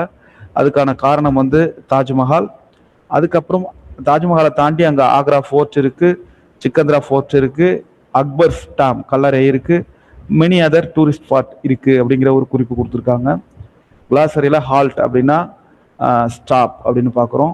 அகாசியா தார்னி ட்ரீ அப்படின்னா அந்த ஒரு வறண்ட தாவரம் அப்படிங்கிறத நம்ம பார்க்குறோம். ஸ்னாப்டு அப்படின்னா ஒரு ஆங்க்ரி, ரொம்ப கோபமாகிறது. ஃபியூரியஸ் அப்படின்னா எக்ஸ்ட்ரீம்லி ஆங்க்ரி. ஃபோர்சின் ப்ரெடிக்டட், முன்னோக்கியே கணித்தல். ப்ரெடிக்ட் பண்றது, கணிக்கிறது, அவதானித்தல் அந்த அர்த்தத்தில் வரும். அப்டக்கிள் அப்படின்னா கஷ்டம். ஓகே, அதுக்கப்புறம் அவங்க 2 பேரும் வில்லேஜுக்கு போகிறாங்க. நம்ம நடந்து போகலாம் அப்படின்னு சொல்லிட்டு போகும்போது இடையில வந்து ஒரு நம்ம போகிறதுக்கு ஒரு வழி இருக்குது அப்படின்னு சொல்லி பாஸை பார்ட் அவுட் திருப்பி வந்துட்டு சொல்கிறாரு ரொம்ப சந்தோஷமான முகத்தோட. என்னன்னா, ஒரு எலிஃபண்ட் இருக்குது, அங்கே ஒரு இந்தியனுக்கு சொந்தமான எலிஃபண்ட் இருக்குது, இங்கேருந்து ஒரு 100 அடி தூரத்திலேயே அது இருக்குது அப்படின்னா ஓகே அங்கே போகிறாங்க. அது போனால் கியாவ்னி, இதுதான் அந்த யானையோட பேர். அது நிச்சயமாக நான் போயிடும், எந்த வழியும் இல்லைன்னா இதுதான் நமக்கு சரியான வழி, இதை வாடகைக்கு எடுங்க அப்படின்றாரு. அப்புறம் அவங்களுக்குள்ள பேரம் நடக்குது. ஒரு ப்ரைஸுக்கு வந்து 1500, 1800, 2000 பவுண்ட்ஸ் இதெல்லாம் பேசி கடைசியாக 2000 பவுண்ட்ஸுக்கு அவர் ஒத்துக்கிறாரு. ஆனால் அது ஒரு அதிகமான தொகை தான். யங்மேன் ஒரு இன்டெலிஜென்ட் ஃபேஸ், அவருக்கு ஒரு கைடாக வராரு இந்த யானையை ஓட்டிட்டு அழைச்சிட்டு போகிறதுக்கு. அதுக்கப்புறம் அந்த எலிஃபண்ட் டிரைவர் அவர் என்ன பண்ணுறாரு, யானையோட முதுகில் ஒரு சேடில் க்ளோத், அந்த அமர்கின்ற ஒரு துணி விரிக்கிறாரு. அப்புறம் ஹவுடாஸ் அந்த சைடில் இருக்கக்கூடிய இது, அதே போல் கார்பெட் பேக் இதெல்லாம் அங்கே விற்கிறாங்க. அதுக்கப்புறம் அவங்களுடைய பயணத்தை தொடர்றாங்க அப்படிங்கிற கதையை கொடுத்துருக்காங்க. ஹெசிடேஷன் அப்படின்னா அன்வில்லிங்னஸ், விருப்பமின்மை, வெறுப்பு. ஹெசிடேஷன்னா வெறுப்பு. கன்வேயன்ஸ், டிரான்ஸ்போர்ட்டேஷன், நமக்கு தெரியும் கன்வேயன்ஸ் அலவன்ஸ், பயணப்படி அப்படின்னு கொடுப்பாங்க, அதுக்கு வந்து டிரான்ஸ்போர்ட்டேஷன்ஸ். ரேபிட்லி அப்படின்னா குயிக்லி, வேகமாக. பெர்சிஸ்டட், கண்டினியூட், தொடர்ச்சியாக. ரெஃப்யூஸ்டு, மறுத்தல். Point blank, bluntly. Point blank range அப்படின்னு சொல்லுவோம். என்னன்னா ரொம்ப ரொம்ப குறுகிய தூரத்தில் வைக்கிறது, எந்த ஒரு குறிபார்த்தலும் இல்லாமல் தேவையில்லாமல் பக்கத்தில் வைக்கிறது அப்படிங்கிறத சொல்லுவோம். பிளரீடு, ஒரீடு, கவலைப்படுதல். ஈல்டட், அக்செப்டட், அவர் 2000 பவுண்ட்ஸுக்கு அக்செப்ட் பண்ணிக்கிட்டாரு, ஒத்துக்கிட்டாரு அப்படிங்கிற விஷயத்த நம்ம பார்த்துருக்கோம். ஹவுடாஸ் அப்படின்னா யானையோட முதுகில் உட்காந்து பயணிக்கக்கூடிய ஒரு சீட்டு, அந்த அம்பாரி துணி அப்படின்னு சொல்லுவாங்க இல்லையா, அதெல்லாம். A traveling bag made of thick fabric for carpet. அங்கே கார்பெட் பேக்னா அங்கே உட்காரக்கூடிய அந்த கார்பெட் பேக் அப்படின்னு பார்க்குறோம். யானைக்கு மேலே போத்தக்கூடியது.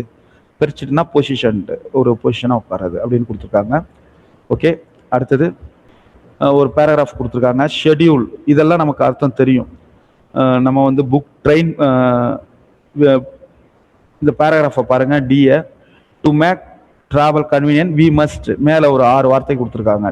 Schedule, reach, book, railway, pack, board. அப்போ we must book tickets. We have to என்ன பண்ணணும், பேக் அவர் திங்ஸ். இது இருக்கு இல்லையா, பேக். மேலே ப்ளூ கலரில் இருக்கிற ஆன்சரை பார்க்காதீங்க, இதை மட்டும் பார்த்து முயற்சி பண்ணுங்க. அடுத்தது என்ன கொடுத்துருக்காங்க, ஷெட்யூல் அவர் ட்ரிப். அட்டவணை, ஒவ்வொன்றையும் நம்ம ஷெட்யூல் பண்ணணும், அட்டவணை பண்ணணும். we have to reach the railway station. இங்கே ஸ்டேஷன் வந்திருக்கிறதுனால நமக்கு ரொம்ப easy. Railway station in time and board the train. இந்த போர்டுங்கிறது ஒரு வர்பு, போர்டிங் அப்படிம்பாங்க. போர்டிங் பாஸ் கேள்விப்பட்டிருப்பீங்க. போர்டிங்னா ட்ரெயின், ஃப்ளைட், இது போன்ற கப்பல், இது போன்ற நீண்ட தூரம் பயணிக்கக்கூடிய ஒரு விஷயங்கள்ல, அல்லது நீண்ட நேரம் தங்கி இருக்கக்கூடியது. Boarding pass, boarding lodge. ஒரு ஒரு ஒரு நம்ம பஸ்ல போறதுங்கிறது ஒரு குறுகிய நேரமா இருக்கும், பட் கொஞ்சம் நீண்ட நேரம் போறோம் அப்படின்னா அதுக்கு போர்டிங் அப்படின்னு சொல்றோம். அங்க போய் தங்கி இருந்து நம்ம பண்றது அப்படிங்கிற ஒரு அர்த்தம். அடுத்தது order to reach our destination, இதெல்லாம் நம்ம பார்க்குறோம். செட் அவுட் அப்படின்னா என்ன? செட் அவுட்னா ஒரு ஜேர்னியை தொடங்குறது. பிக்கப், ஒரு இடத்துல இருந்து ஒருத்தரை அழைச்சிக்கிறது. To get someone from a place, ஒரு இடத்துல இருந்து நம்ம அழைச்சிக்கிறது. Get away, to go somewhere for a short break or holiday. Get away அப்படின்னா ஒரு ஷார்ட் பிரேக் எடுத்துக்கிறது, அது எடுத்துக்கிட்டு வேற ஒரு இடத்துக்கு போகிறது. See off, to go to the station to say good bye to someone. ஒரு ஸ்டேஷனுக்கு போய் ஒருத்தரை நம்ம வழி அனுப்புதல்னு சொல்லுவோம் இல்லையா, அதுதான் see off. Get in to enter a bus, a train, a plane. Get in to உள்ளே போறது. கெட் ஆஃப் வெளியே வர்றது, இறங்குதல். எ பஸ், ட்ரெயின், பிளேன், இதுக்கு அது பொருந்தும் அப்படிங்கிறத நம்ம பார்க்குறோம். இது நான் ஷேர் பண்ணுறேன் இந்த பிடிஎஃப்பை. இந்த வகுப்பு முடிஞ்சோன்னே அப்போ நம்ம இதில் குறிப்புகள் எடுத்துக்கோங்க. அடுத்தது ஒரு நிமிஷம் இருங்க. ஜேர்னி அப்படின்னா பயணம், பிக்னிக். நம்ம வந்து one occasion when packed meal is eaten outdoor. நம்ம ஒரு இடத்துக்கு நாம உணவு எடுத்துட்டு போய் தங்கி சுற்றி பார்த்துட்டு வர்றது ஒரு சிறு தூரம், அதுதான் பிக்னிக் அப்படிங்கிறத பார்க்குறோம். பில்கிரிமேஜ் அப்படிங்கிறது நமக்கு தெரியும், அந்த ஒரு புனித தலங்களுக்கு மேற்கொள்ளக்கூடிய புனித பயணம் அப்படிங்கிறத பார்க்குறோம். Tour, journey for pleasure. Vacation, a fixed holiday period. Excursion, a short journey took as a leisure activities. ஒரு குறுகிய தூர ஜேர்னி, ஒரு ஓய்வு நேர பயணம், அதுதான் எக்ஸ்கர்ஷன். வெக்கேஷன்னா ஃபிக்ஸ்டு ஹாலிடே பீரியட். இப்போ நமக்கு கோடைகால வெக்கேஷன் லீவ் அப்படின்னு சொல்லுவோம், அதை ஹாலிடேன்னு சொல்லக்கூடாது, வெக்கேஷன். இதில் இதுக்கு மேலே உங்களுக்கு குழப்பம் இருக்காதுன்னு நினைக்கிறேன். Did you come in train, அதை எப்படி சொல்லணும்? Did you come by train. ஏன்னா ஒரு வெஹிக்கிளில் நம்ம போகும்போது பை யூஸ் பண்ணணும் அப்படிங்கிறத பார்க்குறோம். By train, by bus, by ship அப்படிங்கிற மாதிரி நம்ம பார்க்குறோம். I came to office by walk. I came to office on foot. By வாக்குன்னு சொல்லக்கூடாது, ஆன் ஃபுட். இதை நம்ம 6ஆம் வகுப்பு முதல் பாடத்திலே நம்ம பார்த்துருக்கோம். ஆன் ஃபுட் அப்படிங்கிறது தான். பை கார், பை பஸ் இதெல்லாம் ரைட்டு. பை வாக் அப்படிங்கிறது தப்பு. அதுக்கு பதிலாக நம்ம ஆன் ஃபுட்னு சொல்லணும். அடுத்தது, the ship has a team of 25 sailors. அப்போ டீம்ங்கிறது அதுக்கு பொருந்தாது, அதுக்கு குரூ.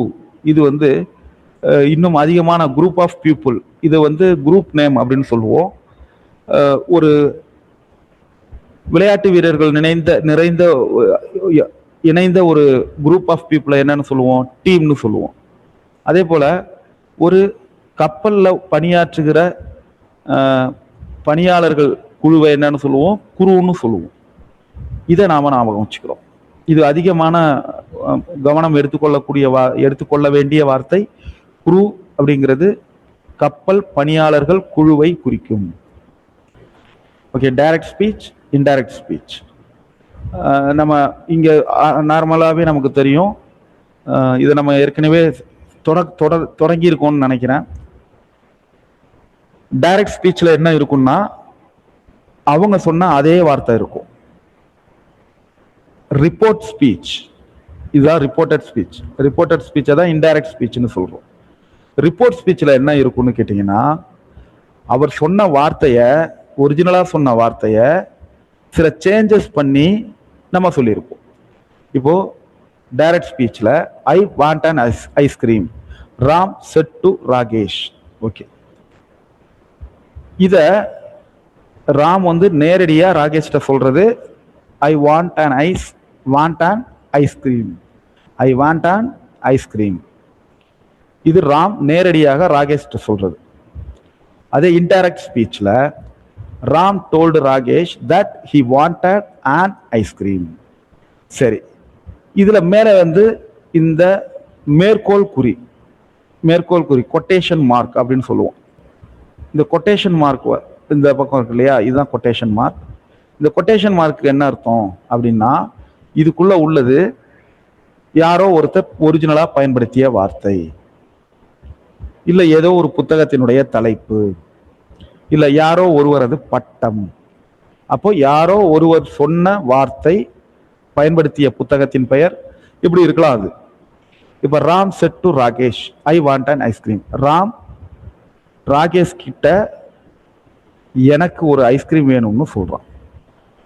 இதுதான் விஷயம். இது டைரக்டா அவனே சொன்னது. ராம் ராகேஷ்ட நேரடியாக சொன்னது, எனக்கு ஒரு ஐஸ்கிரீம் வேணும். இத ரிப்போர்ட்டட் ஸ்பீச்ல மாத்தணும். இப்போ ரிப்போர்ட்டட் ஸ்பீச்னா என்ன? ராம் சொன்னதை தான் சொல்ல போறோம். ஆனா இந்த கொட்டேஷன் மார்க்கை எடுத்துட்டு யார் வேணாலும் சொல்லலாம் இல்லையா? இப்போ ராம் ராகேஷ் இருக்காங்க, பக்கத்துல இன்னொரு பையன் இருக்கான், அவன் பேர் வந்து ரவின்னு வச்சுக்கோங்க. இப்ப ராம் ராகேஷ்ட சொன்னது இது. இப்ப ரவி வந்து இதை ரிப்போர்ட்டா சொல்லணும். இப்படி ஞாபகம் வச்சுக்கோங்க, அதான் ரிப்போர்ட் ஸ்பீச். ரவி கிட்ட போய் ராம் ராகேஷ் கிட்ட என்ன சொன்னான் அப்படின்னு கேட்கிறோம். ரிப்போர்ட்டட் ஸ்பீச் ராம் ராகேஷ்ட என்ன சொன்னான் அப்படின்னு அங்க இருந்த ஏதோ ஒரு ரவி அல்லது ராஜா யார்கிட்டயோ கேட்கிறோம். அப்ப அவங்க என்ன சொல்லுவாங்க? ராம் ராகேஷ் கிட்ட எனக்கு ஒரு ஐஸ்கிரீம் வேணும்னு கேட்டாங்க அப்படியா சொல்லுவான்? எனக்குன்னா ரவி தானே, அப்படி சொல்ல மாட்டான். அப்போ அந்த அங்க இருக்கக்கூடிய நவுனை நம்ம ஒரு மாற்றம் பண்ணணும். அங்க இருக்கக்கூடிய நவுனை நம்ம மாத்தணும். ராம் ராகேஷ் கிட்ட அவனுக்கு ஒரு ஐஸ்கிரீம் வேணும்னு சொன்னான். ராம் ராகேஷ் கிட்ட அவனுக்கு ஒரு ஐஸ்கிரீம் வேணும்னு சொன்னான். இப்போ இந்த இன்டைரக்ட் ஸ்பீச்ல ஏன் ஹீ போடுறோம்? அதுக்கு பதிலாக அந்த ஐஏஏ பயன்படுத்தினா என்ன ஆகும்? இது சொல்றது யாரு? ரவி தான் ரிப்போர்ட் பண்றான். ராம் ராகேஷ் கிட்ட ஐ வாண்டட் அன் ஐஸ்கிரீம் அப்படின்னு சொன்னான் அப்படின்னா என்ன அர்த்தம்? ராம் வந்து ராகேஷ் கிட்ட ரவி ஆகிய நான் வந்து ஒரு ஐஸ்கிரீம் வேணும் அப்படின்னு சொன்னேன் அப்படிங்கிற அர்த்தம் ஆயிடும். அப்போ டைரக்ட் ஸ்பீச்ல அவன் சொன்ன அதே வார்த்தைகள் கொட்டேஷன் மார்க்குள்ள இருக்கும். ரிப்போர்ட்டட் ஸ்பீச்ல இன்டைரக்ட் ஸ்பீச்ல ராம் ராகேஷ் கிட்ட சொன்ன வார்த்தைகள் யாரோ ஒருத்தர் ரிப்போர்ட் கொடுத்த மாதிரி இருக்கும். இதை யார் சொன்னாலும் அர்த்தம் மாறாது. டைரக்ட் ஸ்பீச்ல கொட்டேஷன் மார்க்ல உள்ளத அந்த பேரை மாத்தினா அர்த்தம் மாறும், இங்க மாறாது. இதை நம்ம புரிஞ்சுக்கிறோம். ரிப்போர்ட்டட் ஸ்பீச்னா என்ன? ரிப்போர்ட்னா அவங்க ஒரிஜினலா சொன்ன செய்தியை நம்ம ரிப்போர்ட்டா சொல்றது. ஓகே, இதுல டென்ஸை நம்ம பார்த்துக்கிறோம். இப்போ இந்த இடத்துல என்ன டென்ஸ் வந்திருக்கு? சிம்பிள் பிரசன்ட் டென்ஸ் வந்திருக்கு. இதை குறிப்பெடுத்துக்கிறோம். டைரக்ட் ஸ்பீச், இந்த பக்கம் இன்டைரக்ட் ஸ்பீச். ஒரு நோட்ல எழுதிக்கிட்டு இருப்போம். இந்த பக்கம் டைரக்ட் ஸ்பீச்னு எடுத்துக்கோங்க, இந்த பக்கம் இன்டைரக்ட் ஸ்பீச்னு எழுதிக்கங்க. அதாவது உங்களுடைய ரைட் நோட்டோட ரைட் சைடில் இன்டைரக்ட் ஸ்பீச் இருக்கணும், லெஃப்ட் சைடில் டைரக்ட் ஸ்பீச் இருக்கணும். டைரக்ட் ஸ்பீச்சில் சிம்பிள் ப்ரெசன்ட் வந்தால் இங்கே என்ன வருது? சிம்பிள் பாஸ்ட் வருது. கவனிக்கிறோம். ஏன்னா ஐ வாண்ட் அன் ஐஸ்கிரீம் அவன் சொன்னான். ராம் ராகேஷ்ட சொன்னான், நான் ஒரு ஐஸ்கிரீம் விரும்புகிறேன். அந்த இது ப்ரெசன்ட் டென்ஸ்ல இருந்தாலும் இங்க ரிப்போர்ட்டிங் வர்பு என்னவா இருக்கு? பாஸ்ட் டென்ஸ்ல இருக்கு. இவ ஏற்கனவே சொல்லிட்டான். இத ரிப்போர்ட் பண்ணும்போது அவன் ஒரு ஐஸ்கிரீம் விரும்புவதாக சொன்னான் அப்படிதான் அர்த்தம் வரும். விரும்பியதாக சொன்னான் அப்படிதான் அர்த்தம் வரும். அவனுக்கு ஒரு ஐஸ்கிரீம் வேண்டும் என்று சொன்னான் அப்படிதான் வரும். அப்போ பாஸ்ட் டென்ஸ்ல தான் வரும், சிம்பிள் பாஸ்ட் டென்ஸ்ல தான் வரும். விரும்பியதாக அப்படிதான் வரும். இதை நினைவில் கொள்றோம். அப்போ சிம்பிள் ப்ரெசன்ட் வந்தா சிம்பிள் பாஸ்ட் வரும், ஞாபகம் வச்சுக்கிறோம். அடுத்தது, my uncle set to me I ஆம் coming to Chennai tomorrow. Okay, இதை நம்ம மாற்ற போறோம். ரிப்போர்ட்டிங் ஸ்பீச்சை மாற்ற போறோம். இதை ரிப்போர்ட்டடா யாரோ ஒருத்தர் சொன்ன மாதிரி நம்ம மாற்ற போறோம்.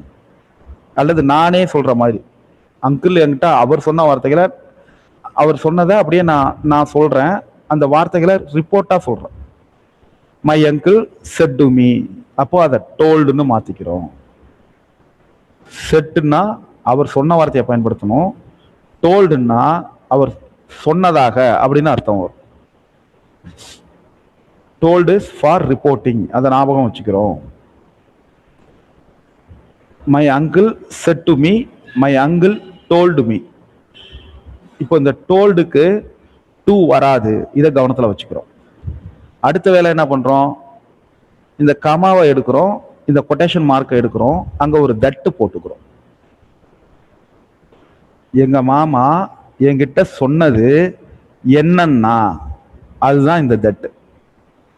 எங்க மாமா என்கிட்ட சொன்னது என்னன்னா ஐ ஆம் கம்மிங்கிறது மாறுது. என்னவா மாறுது? நான் சென்னை வரேன்னு சொல்ல முடியாது. இப்போ எங்க மாமா என்கிட்ட சொன்னது என்னன்னா நான் சென்னை வருவதாக அப்படின்னு நான் சொல்ல முடியும்? அவரு சென்னை வருவதாக சொன்னார் அப்படிதானே சொல்ல முடியும். சொன்னது என்னன்னா அவரு வரதாக சொன்னார்.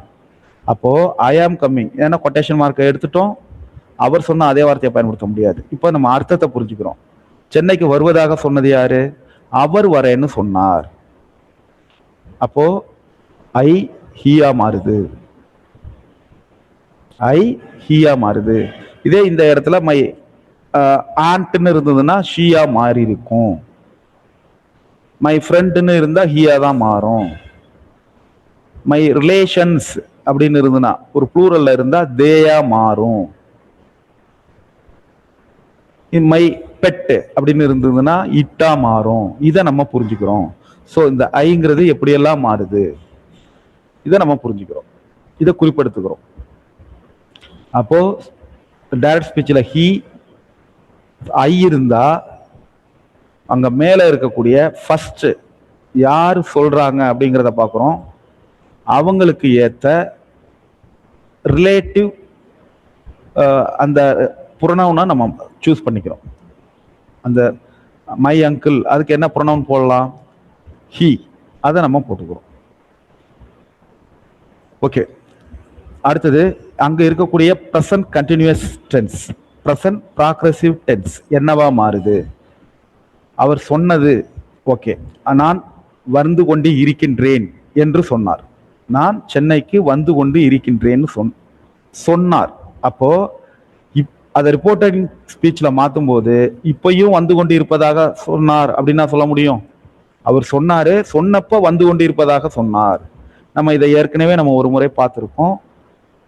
Past progressive, past continuous tense தனியா வராது. அது வரணும்னா அது கூட ஒரு ரிலேட்டட் பாஸ்ட், சிம்பிள் பாஸ்ட் வரணும். அப்போ சிம்பிள் பாஸ்ட் ஒன்று வந்திருக்கு, பக்கத்துல இன்னொரு ப்ராக்ரெசிவ் வருதுன்னா அது பாஸ்ட் ப்ராக்ரெசிவா இருக்கும். இது கொஞ்சம் குழப்பம்தான். தமிழ் அர்த்தத்தை புரிஞ்சுக்கிட்டீங்கன்னா குழப்பாது. இப்போ நான் வந்து கொண்டு இருப்பதாக சொன்னார், இந்த இடத்துல செட் வந்திருக்கு. அப்ப செட்டுன்னா என்ன அர்த்தம்? அதை சொல்லி முடிச்சிட்டாருன்னு அர்த்தம். அப்போ அவர் வந்து கொண்டு இருப்பதாக அப்ப சொன்னார். அப்போ இப்போ அது பொருந்துமா? பொருந்தாது. அப்போ ஏற்கனவே நான் வந்து கொண்டு இருப்பதாக பாஸ்ட் கண்டினியூஸ் மாத்திக்கோங்க. ரொம்ப குழப்பிக்காதீங்க. சிம்பிள் கண்டினியூஸ் வந்தா, ப்ரெசன்ட் கண்டினியூஸ் வந்தா பாஸ்ட் கண்டினியூஸ் அதை போட்டுக்கோங்க. டு சென்னை அதுவும் பிரச்சனை இல்லை, அப்படியே போட்டுக்கிறோம். டுமாரோங்கிறது நெக்ஸ்ட் டேயா மாறுது. ஏன் நெக்ஸ்ட் டேயா மாறுது? டைரக்ட் ஸ்பீச்ல அவர் சொன்னப்ப நாளைக்குன்னு சொன்னார். இன்டைரக்ட் ஸ்பீச், ரிப்போர்ட்டட் ஸ்பீச், இதை அவர் சொல்லலை, நம்ம சொல்றோம். இதை நம்ம அன்னைக்கே தான் சொல்லணும்னு அர்த்தம் இல்லை. அடுத்த நாளும் சொல்லியிருக்கலாம், அடுத்த வாரமும் சொல்லியிருக்கலாம். உங்க மாமா உங்ககிட்ட என்ன சொன்னாருன்னு கேட்டா என்ன பதில் சொல்லுவான்? எங்க மாமா அவரு அப்போ வந்து கொண்டிருப்பதாக சொன்னார். எப்போ? அடுத்த நாள் வீட்டுக்கு வந்து சேர்வதாக சொன்னார். அடுத்த நாள் வீட்டுக்கு வந்து சேர்வதாக சொன்னார். இவ்வளவுதான் விஷயம். அப்போ டுமாரோ இருந்தா த நெக்ஸ்ட் டேயா மாறும். இன்னொரு 5 நிமிஷம் எடுத்துக்கிறேன். அடுத்தது I want to become a doctor. இது ஏற்கனவே சொன்ன சிம்பிள் ப்ரெசன்ட் டென்ஸ், சிம்பிள் பாஸ்டா மாறுது. அதே ரோல் தான். மோனிகா ஷெட், மோனிகா செட் அப்படின்னு வரும்போது மோனிகா ஒரு கேர்ள். அப்போ அந்த ப்ரொனவுன் என்னவா மாறுது? ஷியா மாறுது. ரிலேட்டிவ் ப்ரொனவுன் ஷியா மாறுது. ஞாபகம் வச்சுக்கிறோம். கொட்டேஷன் மார்க் எடுக்கிறோம், கமாவை எடுக்கிறோம், டூ போடுறோம். Monica said that, sorry that போடுறோம். ஐங்கிறது ஷியா மாறுது. சிம்பிள் ப்ரெசன்ட், சிம்பிள் பாஸ்டா மாறுது. அவ்வளவுதான். மற்றதெல்லாம் அப்படியே போட்டுக்கிறோம். அதுக்கு அடுத்தது the librarian said the comics books are kept on the second shelf. Okay. இப்போ இந்த இடத்துல என்ன டென்ஸ் வந்திருக்குன்னு பார்க்குறோம். இது வந்து ஃபர்ஸ்ட் பேசிவ் வாய்ஸ்ல இருக்கு. முதல்ல பேசிவ் வாய்ஸ்ல இருக்கு, அதை நம்ம புரிஞ்சுக்கிறோம். அப்போ இதோட தமிழ் அர்த்தத்தை நம்ம பார்த்துக்கிறோம். காமிக் புக்ஸ் எல்லாம் இரண்டாவது செல்ஃப்ல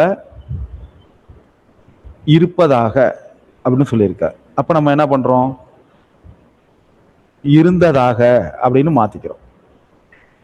அந்த லைப்ரரியன் என்ன தெரியுமா சொன்னாரு, ரெண்டாவது செல்ஃப்ல காமிக் புக் எல்லாம் இருந்ததாக சொன்னார். அப்ப ஆர் கெப்ட் சிம்பிளா வேர் கெப்ட்னு மாத்திக்கிறோம். இங்க இருக்கக்கூடிய ஆக்சிலரி வர்பு ஆர வேர்னு மாத்திக்கிறோம். அடுத்தது Siddharthan set the monument is beautiful. அதே தான் செட்டு கொட்டேஷன் மார்க் எடுக்கிறோம், கமாவை எடுக்கிறோம், தட்டு போட்டு அதை ரிப்போர்ட்டட் ஸ்பீச்சா மாத்திரம். என்ன சொன்னாரு, அந்த நினைவு சின்னம் அழகாக இருப்பதாக சொன்னார். அப்போ த மானுமெண்ட் வாஸ் பியூட்டிஃபுல் அந்த ப்ரெசன்டென்ஸ் இங்கே சிம்பிள் ப்ரெசன்டென்ஸ் சிம்பிள் பாஸ்ட் டென்ஸா மாறுது. புரிஞ்சுக்கிறோம், அவ்வளவுதான். சி ஃபீவர் அப்படிங்கிற ஒரு போயம், இன்னொரு 5 நிமிஷத்துல இதை நம்ம முடிச்சிடலாம். சி ஃபீவர், இதுல அவங்க கொடுத்துருக்கிற வார்த்தைகள் எல்லாமே அந்த செயிலிங் கப்பல் பயணம் தொடர்புடைய வார்த்தைகள் அப்படிங்கிறத நம்ம பார்க்குறோம். வேவ், ஷிப், வாயேஜ், ஐலாண்ட், இது எல்லாமே கப்பல் பயணம் தொடர்புடைய வார்த்தைகள். நேவிகேட் திசையறிந்து செலுத்துதல், அதுதான் நேவிகேட் அப்படின்னு சொல்லுவோம். ஓகே, சி ஃபீவர் போயம், இதில் ஜான் மாசெஃபீல் அப்படின்னு ஒருத்தர் எழுதினவர். இவர் ஒரு இங்கிலீஷ் போயட். இவர் இவருக்கு poet laureate of United Kingdom அப்படிங்கிற ஒரு அரசவை கவிஞர் அப்படிங்கிற மாதிரி அவரை யூகேவில் 1930 நியமிச்சிருக்காங்க. அந்த ஜான் மாஸ்ஃபீல்ட் அப்படிங்கிறவரை யூகேயினுடைய அரசவை கவிஞர் அப்படியா நியமிச்சிருக்காங்கிற குறிப்பை பார்க்குறோம். இந்த போயம் என்னன்னா, I must go down to the seas again, to the lonely sea and the sky and all I ask is a tall ship and a star to steer her by. இப்போ இந்த இடத்துல ஹேர்ன்னு சொல்றது ஷிப்பை ஞாபகம் வச்சுக்கிறோம். அப்போ நம்ம என்ன தேடுறோம், நான் திருப்பி அந்த கடலுக்கு போகணும், அந்த தனிமையான கடலுக்கும் அந்த வானத்துக்கும் போகணும். அதுக்கு நான் கேட்பது என்ன, ஒரு நல்ல உயர்ந்தமான கப்பல், அடுத்து ஒரு நட்சத்திரம். இந்த நட்சத்திரம் எதுக்குன்னா ஸ்டியர் ஹேர், வழி ஸ்டியர் பண்றதுக்கு. ஸ்டியர்னா திசையறிந்து செலுத்துவது, ஸ்டியரிங் அப்படின்னு சொல்லுவோம் இல்லையா, ஸ்டியரிங் வேல், திசையை மாற்றி செலுத்துவதற்கு. ஹெர்ங்கிறது அந்த கப்பலை குறிக்கும். கப்பலை நம்ம எப்போதுமே பெண்பாலா தான் கருதணும். ஸோ ஷிப் அப்படிங்கிறது ஷீன்னு தான் நம்ம சொல்லுவோம் ரிலேட்டிவ் ப்ரொனவுன்ல. Okay, and the wheels kick and the wind song and the white sails shaking and a grey mist on the sea's face and a grey dawn breaking. இப்போ இதில் நான் போகும்போது எனக்கு என்னென்ன கிடைக்கும், இந்த ஸ்டேரிங் வீல்ஸில் கிடைக்கக்கூடிய கிக், அந்த ஒரு திருப்தி, அந்த காற்றினுடைய பாடல், அடுத்தது அந்த வெள்ளை கடலினுடைய அந்த அசைவு, அடுத்தது கிரே மிஸ்ட் அந்த பனி, அந்த பனி படர்ந்த அந்த கடலினுடைய முகம், அடுத்தது அந்த கிரே டான் பிரேக்கிங் விடியல், விடிவானம்னு சொல்லுவோம் இல்லையா, அந்த சாம்பல் நிற விடிவானம். இது எல்லாமே நான் கடலுக்கு போகணும், இதை பார்க்கறதுக்காக நான் போகணும். அங்கே போய் அந்த அலைகளினுடைய அழைப்பை நான் ஏற்றுக்கொள்ளணும். அது ஒரு வைல்டு கால் ஆர் கிளியர் கால், ஆனால் அதை நான் மறுக்க முடியாது. அது ஒரு தெளிவான அழைப்பாக இருந்தாலோ அல்லது ஒரு வைல்டு கட்டளையான அழைப்பாக இருந்தாலோ சரி, அதை நான் மறுக்க முடியாது. அந்த அலைகளினுடைய அழைப்பை நான் மறுக்க முடியாது. இதுதான் முதல் ஸ்டான்ஸாவுடைய அர்த்தம். அடுத்தது, all I and all I ask is a windy day, white clouds flying. இதெல்லாம் நேரடியாக நமக்கு அர்த்தம் தெரியுது. ஒரு விண்டி டே வேணும் விண்டர் சீசனில், white clouds flying, flung spray blown spume நுரைகள், அந்த சீகல்ஸ் கிரையிங் அந்த கடல் பறவைகளுடைய சத்தம். I must go down to the seas again to the vagrant gypsy life, அந்த ஜிப்சி அதாவது நாடோடி வாழ்க்கை, அதுக்காக. அதே போல் அந்த கல்ஸ் வே அந்த கடல் பறவையினுடைய வழியில், வேல்ஸ் வே அந்த திமிங்கலத்தினுடைய வழியில், வேர் த வின்ஸ் லைக் எ விட்டர் நைஃப், எங்கே வந்து கத்தி வந்து ஒரு கத்தியை போல வெட்டுதோ, காற்று காற்று வந்து எங்கே கத்தியை போல வெட்டுதோ அங்கே நான் பயணப்படணும். எங்கே திமிங்கலத்தின் வழி இருக்கோ அங்கே நான் போகணும். எங்கே அந்த கடல் பறவையினுடைய பாதை இருக்கோ அங்கே நான் போகணும். எங்கே எனக்கு ஜிப்சியினுடைய வாழ்க்கை கிடைக்குதோ, நாடோடி வாழ்க்கை கிடைக்குதோ அங்கே நான் போகணும். அப்போது எனக்கு என்ன வேணும்?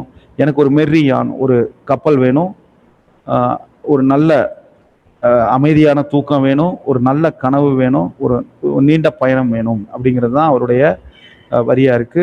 ஓகே, இந்த ரோவர் அப்படின்னா உங்களுக்கு தெரியும், லேண்ட் ரோவர் அல்லது ரோவர்னா வேண்டரர், அலைந்து திரிபவர்னு அர்த்தம். பெரும்பாலும் இது எதுக்குன்னா இலக்கற்ற பயணத்துக்கு தான் வேண்டரிங் அப்படின்னு நம்ம சொல்லுவோம், ரோவர்னு சொல்லுவோம். Land Rover. Trick, a period of stay on the ship after the voyage. ஒரு ஒரு பயணம் முடிஞ்சோன கப்பலை தங்கியிருக்கிறது அப்படிங்கிறத நம்ம புரிஞ்சுக்கிறோம். இதுதான் ட்ரிக்குன்னு சொல்கிறாங்க. ஓகே, அந்த காலத்துக்காக தான் அவர் பயணிக்கிறாரு. ஓகே, இதுக்கான கேள்விகள் நான் முடிஞ்ச வரலையும் ரெடி பண்ணி அனுப்புகிறேன். இங்கே நம்ம சில விஷயங்கள் கொடுத்துருக்காங்க, இதை மட்டும் நம்ம பார்ப்போம். வேர் டஸ் த poet want to go, ஒரு வரி கொடுத்துருக்காங்க, எங்கே போகணும்னு ஆசைப்படுறாரு. அப்போது அவர் அந்த கடலுக்கும் வானத்திற்கும், தனியாக இருக்கக்கூடிய கடல் மற்றும் வானத்திற்கு இடையில அவர் போகணும்னு ஆசைப்படுறாரு. அடுத்த 2 வரியும் கொடுத்துருக்காங்க. அந்த வீல்ஸ் கிக் அந்த வின் சாங் அந்த white sails shaking what according to the poet are the pleasures of sailing. அப்போது நம்ம என்ன சொல்லணும்? எது வந்து அந்த கடல் பயணத்தினுடைய மகிழ்ச்சி அப்படின்னா, அந்த hearing the wheels kick, hearing the wind song, feeling the white shake, sails shaking, அசைவுகள், இது எல்லாம் தான் அந்த பயணத்தினுடைய மகிழ்ச்சி அப்படின்னு சொல்லணும். அப்போ அவர் என்ன கேட்குறாரு, அடுத்து 3வதுல என்ன கேட்குறாரு அப்படின்னு சொல்லி கேட்குறாங்க. ஒரு வரியை கொடுத்துட்டு அந்த poet ஏன் வந்து அந்த விண்டி டேவை கேட்குறாரு. விண்டி டே ஏன்னா அப்போ வந்து கிளவுட்ஸ் வந்து ஒயிட்டாக இருக்கும், தெளிவான இதாக இருக்கும், ஃபோம்ஸ் இஸ் ஃப்ளோன், நுரைகள் வீசி கொண்டிருக்கும், கடல் பறவைகள் கத்தும். அதனால தான் அவர் அந்த விண்டி டேயை கேட்குறாரு. அவர் கூட வந்து ஒரு கம்பெனி ஆஃப் ஃபெல்லோ ரோவர், ஒரு நாடோடி பயணம் பண்ணுறதுக்கு ஒருத்தரை கூப்பிடுறாரு அப்படிங்கிற விஷயத்த நம்ம பார்க்குறோம். அடுத்தது வாயேஜ் முடிஞ்சோன்னே அவர் வந்து ஒரு அமைதியான தூக்கத்தையும் ஒரு ஸ்வீட் ட்ரீமையும் கேட்குறாரு அப்படிங்கிறத நம்ம பார்த்துக்குறோம். ஓகே, அந்த கிரே மிஸ்ட் அந்த சீஸ் ஃபேஸ். அப்போது இந்த இடத்துல என்ன பண்ணியிருக்காங்க? கிரே மிஸ்ட், கடலினுடைய முகம், அங்கே கிரே மிஸ்ட் இருக்கு அப்படின்னு சொல்லியிருக்காங்க. கடலினுடைய முகம்ங்கிறது ஒரு மெட்டஃபோர் அப்படிங்கிறத நம்ம பார்க்குறோம், உருவகம் பண்ணியிருக்காங்க. கிரே மிஸ்ட்டை கடலினுடைய முகத்தில் கிரே மிஸ்ட் அப்படிங்கிறத உருவகமாக கொடுத்துருக்காங்கிறத பார்க்குறோம். அடுத்தது வேர் த வின்ஸ் லைக் எ வெட்டர் நைஃப், இதில் என்ன வந்திருக்கு? லைக் வந்திருக்கு. நல்லா புரிஞ்சுக்கோங்க, இதில் 2 விதமான பொயட்டிக் டிவைசஸ் வந்திருக்கு. முதல்ல லைக் வந்திருக்கு, அதனால இது வந்து சிமிலி அப்படிங்கிறத நம்ம பார்க்குறோம். அதுக்கடுத்து என்ன வந்திருக்கு? வேர், விண்ட், வெட், 3மே ஒரே மாதிரியான மெய் ஒலிகள். இதை கவனிக்கிறோம். இப்போ ஆப்ஷனில் ஸ்மைல் இருந்தால் ஸ்மைலை போட்டுக்கணும், அசோனன்ஸ் இருந்தால் அசோனன்ஸ் போட்டுக்கணும், சாரி கன்சோனன்ஸ் இருந்தால் கன்சோனன்ஸ் போட்டுக்கணும். அதை பார்த்துக்கிறோம். ஓகே, அந்த பாடத்தோட சப்ளிமெண்ட்ரி பார்த்துடலாமா? சுருக்கமாக சொல்லிடுறேன், ஏன்னா இன்னும் 8வது இருக்குது, 10வதெல்லாம் இருக்குது, ரொம்ப நேரம் நம்ம போகணும். சிந்துபாத் வந்து வீர கதைகளின் கதாநாயகன். அவர் வந்து முதல் பயண கதையை வந்து இங்கே சொல்கிறாரு. அங்கே சிந்துபாத் தன்னுடைய கப்பல் பயணத்தை தவற விட்டுறாரு, ஒரு தீவில் போய் தூக்கி எறியப்படுறாரு. அங்கே ஒரு பழைய கப்பல் மாலுமிகளை திருப்பி சந்திக்கிறாரு. தீவின் மன்னனுக்கு பரிசுகள் கொடுக்குறாரு. மன்னனும் சில விலையுயர்ந்த பொருட்களை பரிசளிக்கிறாரு. சிந்துபாத் செல்வனா பாக்தாத் திரும்புகிறார். இப்போ இதுல 2 விதமான சிந்துபாத் வருவாங்க, அதை பார்த்துக்கோங்க. சிந்துபாத் த செயிலர், இது வந்து ஃபிக்ஷனல் மரைனர். நமக்கு தெரியும் சிந்துபாத் கதை அப்படின்னு பல ஆண்டுகளாக தொடர்ச்சியாக வந்த கதை. இது எங்க உள்ளனா மத்திய கிழக்கு பகுதியை தாயகமாக கொண்ட ஒரு ஃபிக்ஷனல்னா ஒரு கற்பனை கடல் பயணி கதை. அவர் வந்து ஒரு ஹீரோவா இருப்பாரு. இது வந்து பாக்தாத்ல இருந்து அவரை ஒரு பாக்தாத்தை சேர்ந்த ஒரு மனிதனாக டிஸ்கிரைப் பண்ணியிருப்பாங்க. எந்த காலத்தை சேர்ந்தவன்னா எட்டாம் மற்றும் 9ஆம் நூற்றாண்டு அந்த காலத்தை சேர்ந்தவராக அப்பாசித் கலிஃபா காலத்தில் உள்ளவரா சேர்ந்தவராக சொல்லியிருப்பாங்க. இந்த இதில் வந்து 7 கடல் பயணங்கள் ஈஸ்ட் ஆப்பிரிக்கா, சவுத் ஏஷியா, அவங்க அதில் பயணத்தில் அவர் மேற்கொண்ட ஃபென்டாஸ்டிக் அட்வென்ச்சர்ஸ் இதெல்லாம் சேர்ந்து ஒரு கதையாக கொடுத்துருப்பாங்க. சூப்பர் நேச்சுரல் ஃபினோமினா, அதாவது அதி புனைவு கதையாக இது இருக்கும். ஓகே, அவங்க அப்பா ஒரு மிகப்பெரிய வணிகராக இருந்திருக்காரு. அதுக்கப்புறம் அவர் இறந்துடுறாரு. அந்த சிந்துபாத்ங்கிற பையன் இளைஞனாக இருக்காரு.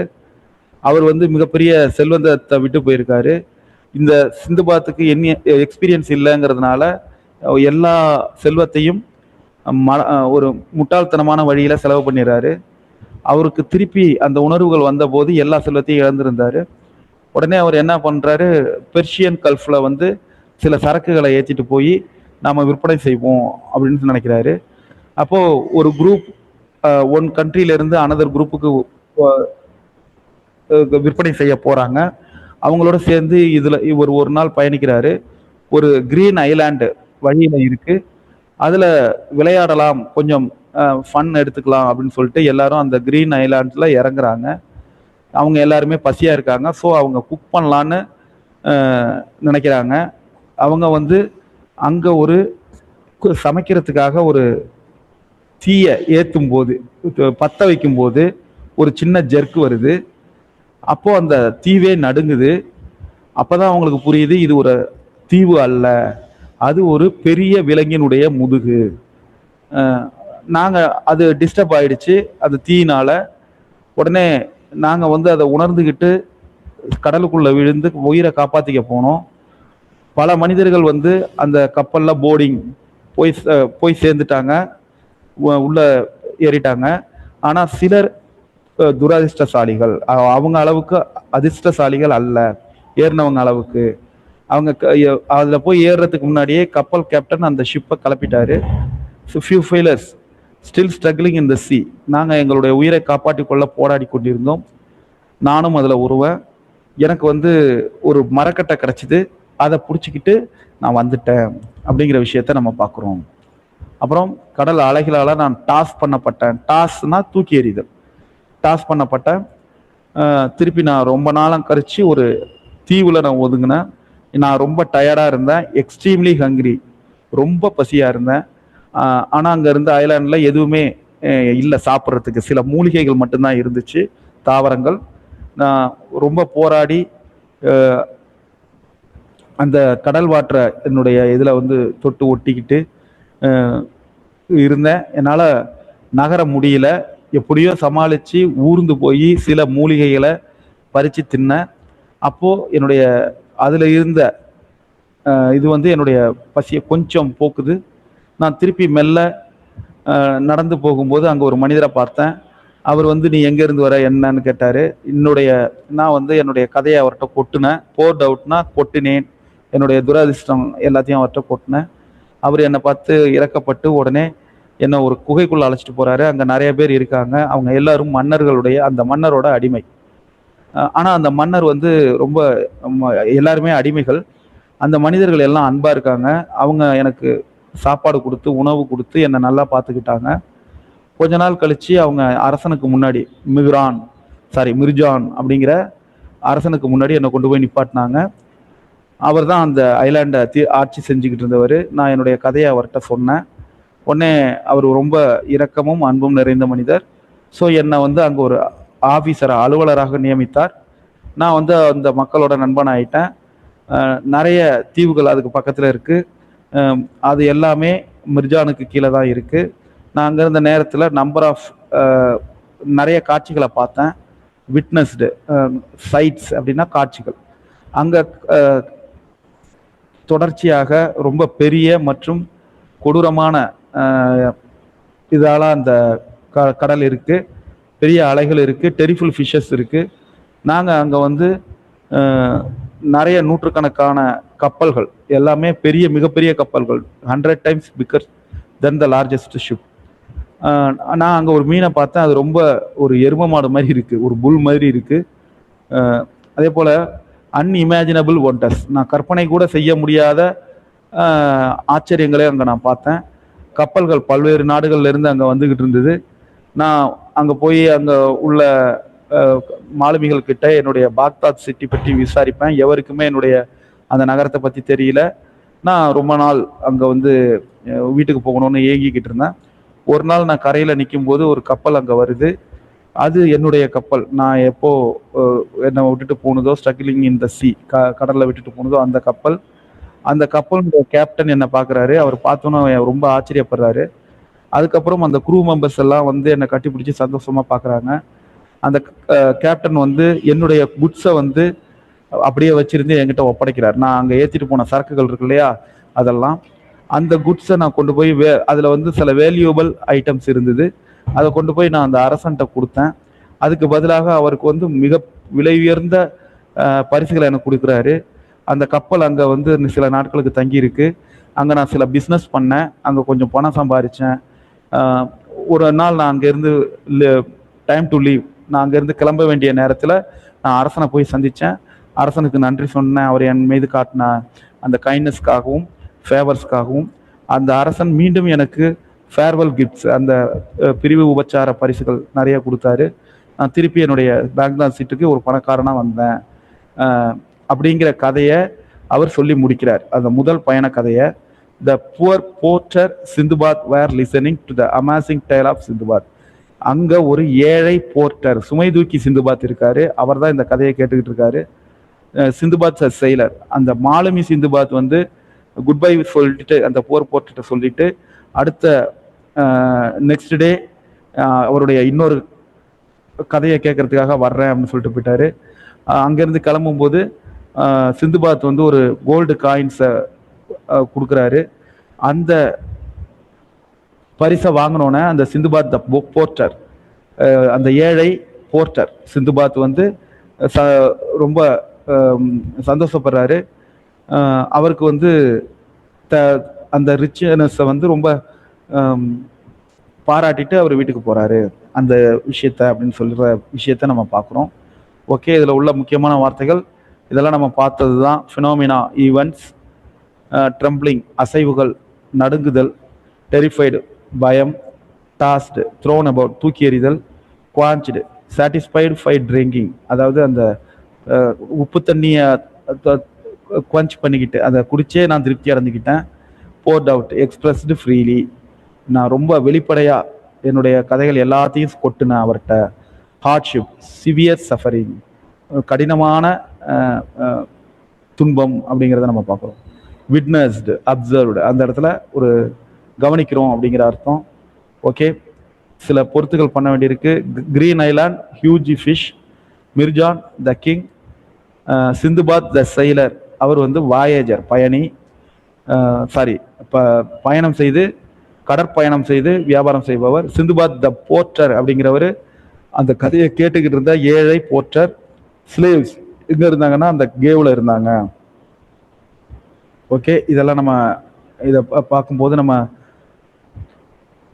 விஷயங்கள், இதெல்லாம் நம்ம அந்த கதைகளில் உள்ள விஷயம்தான். இதெல்லாம் நமக்கு மிக பெருசாக வருவதற்கான வாய்ப்புகள் இல்லை. இப்போ நம்ம வந்து தேர்ட் டேர்மில் ஃபஸ்ட்டு யூனிட் ஃபினிஷ் பண்ணிட்டோம். இது தெரியாமல் தான் நம்ம ஒவ்வொரு நாளும் இந்த சந்தேகப்படுறதுலேயே ஒரு 2-3 நிமிஷம் போயிடுது. சில குறிப்புகள் இருக்குது. 7th 3rd 2ல் ஃபஸ்ட் யூனிட் கம்ப்ளீட். நன்றி.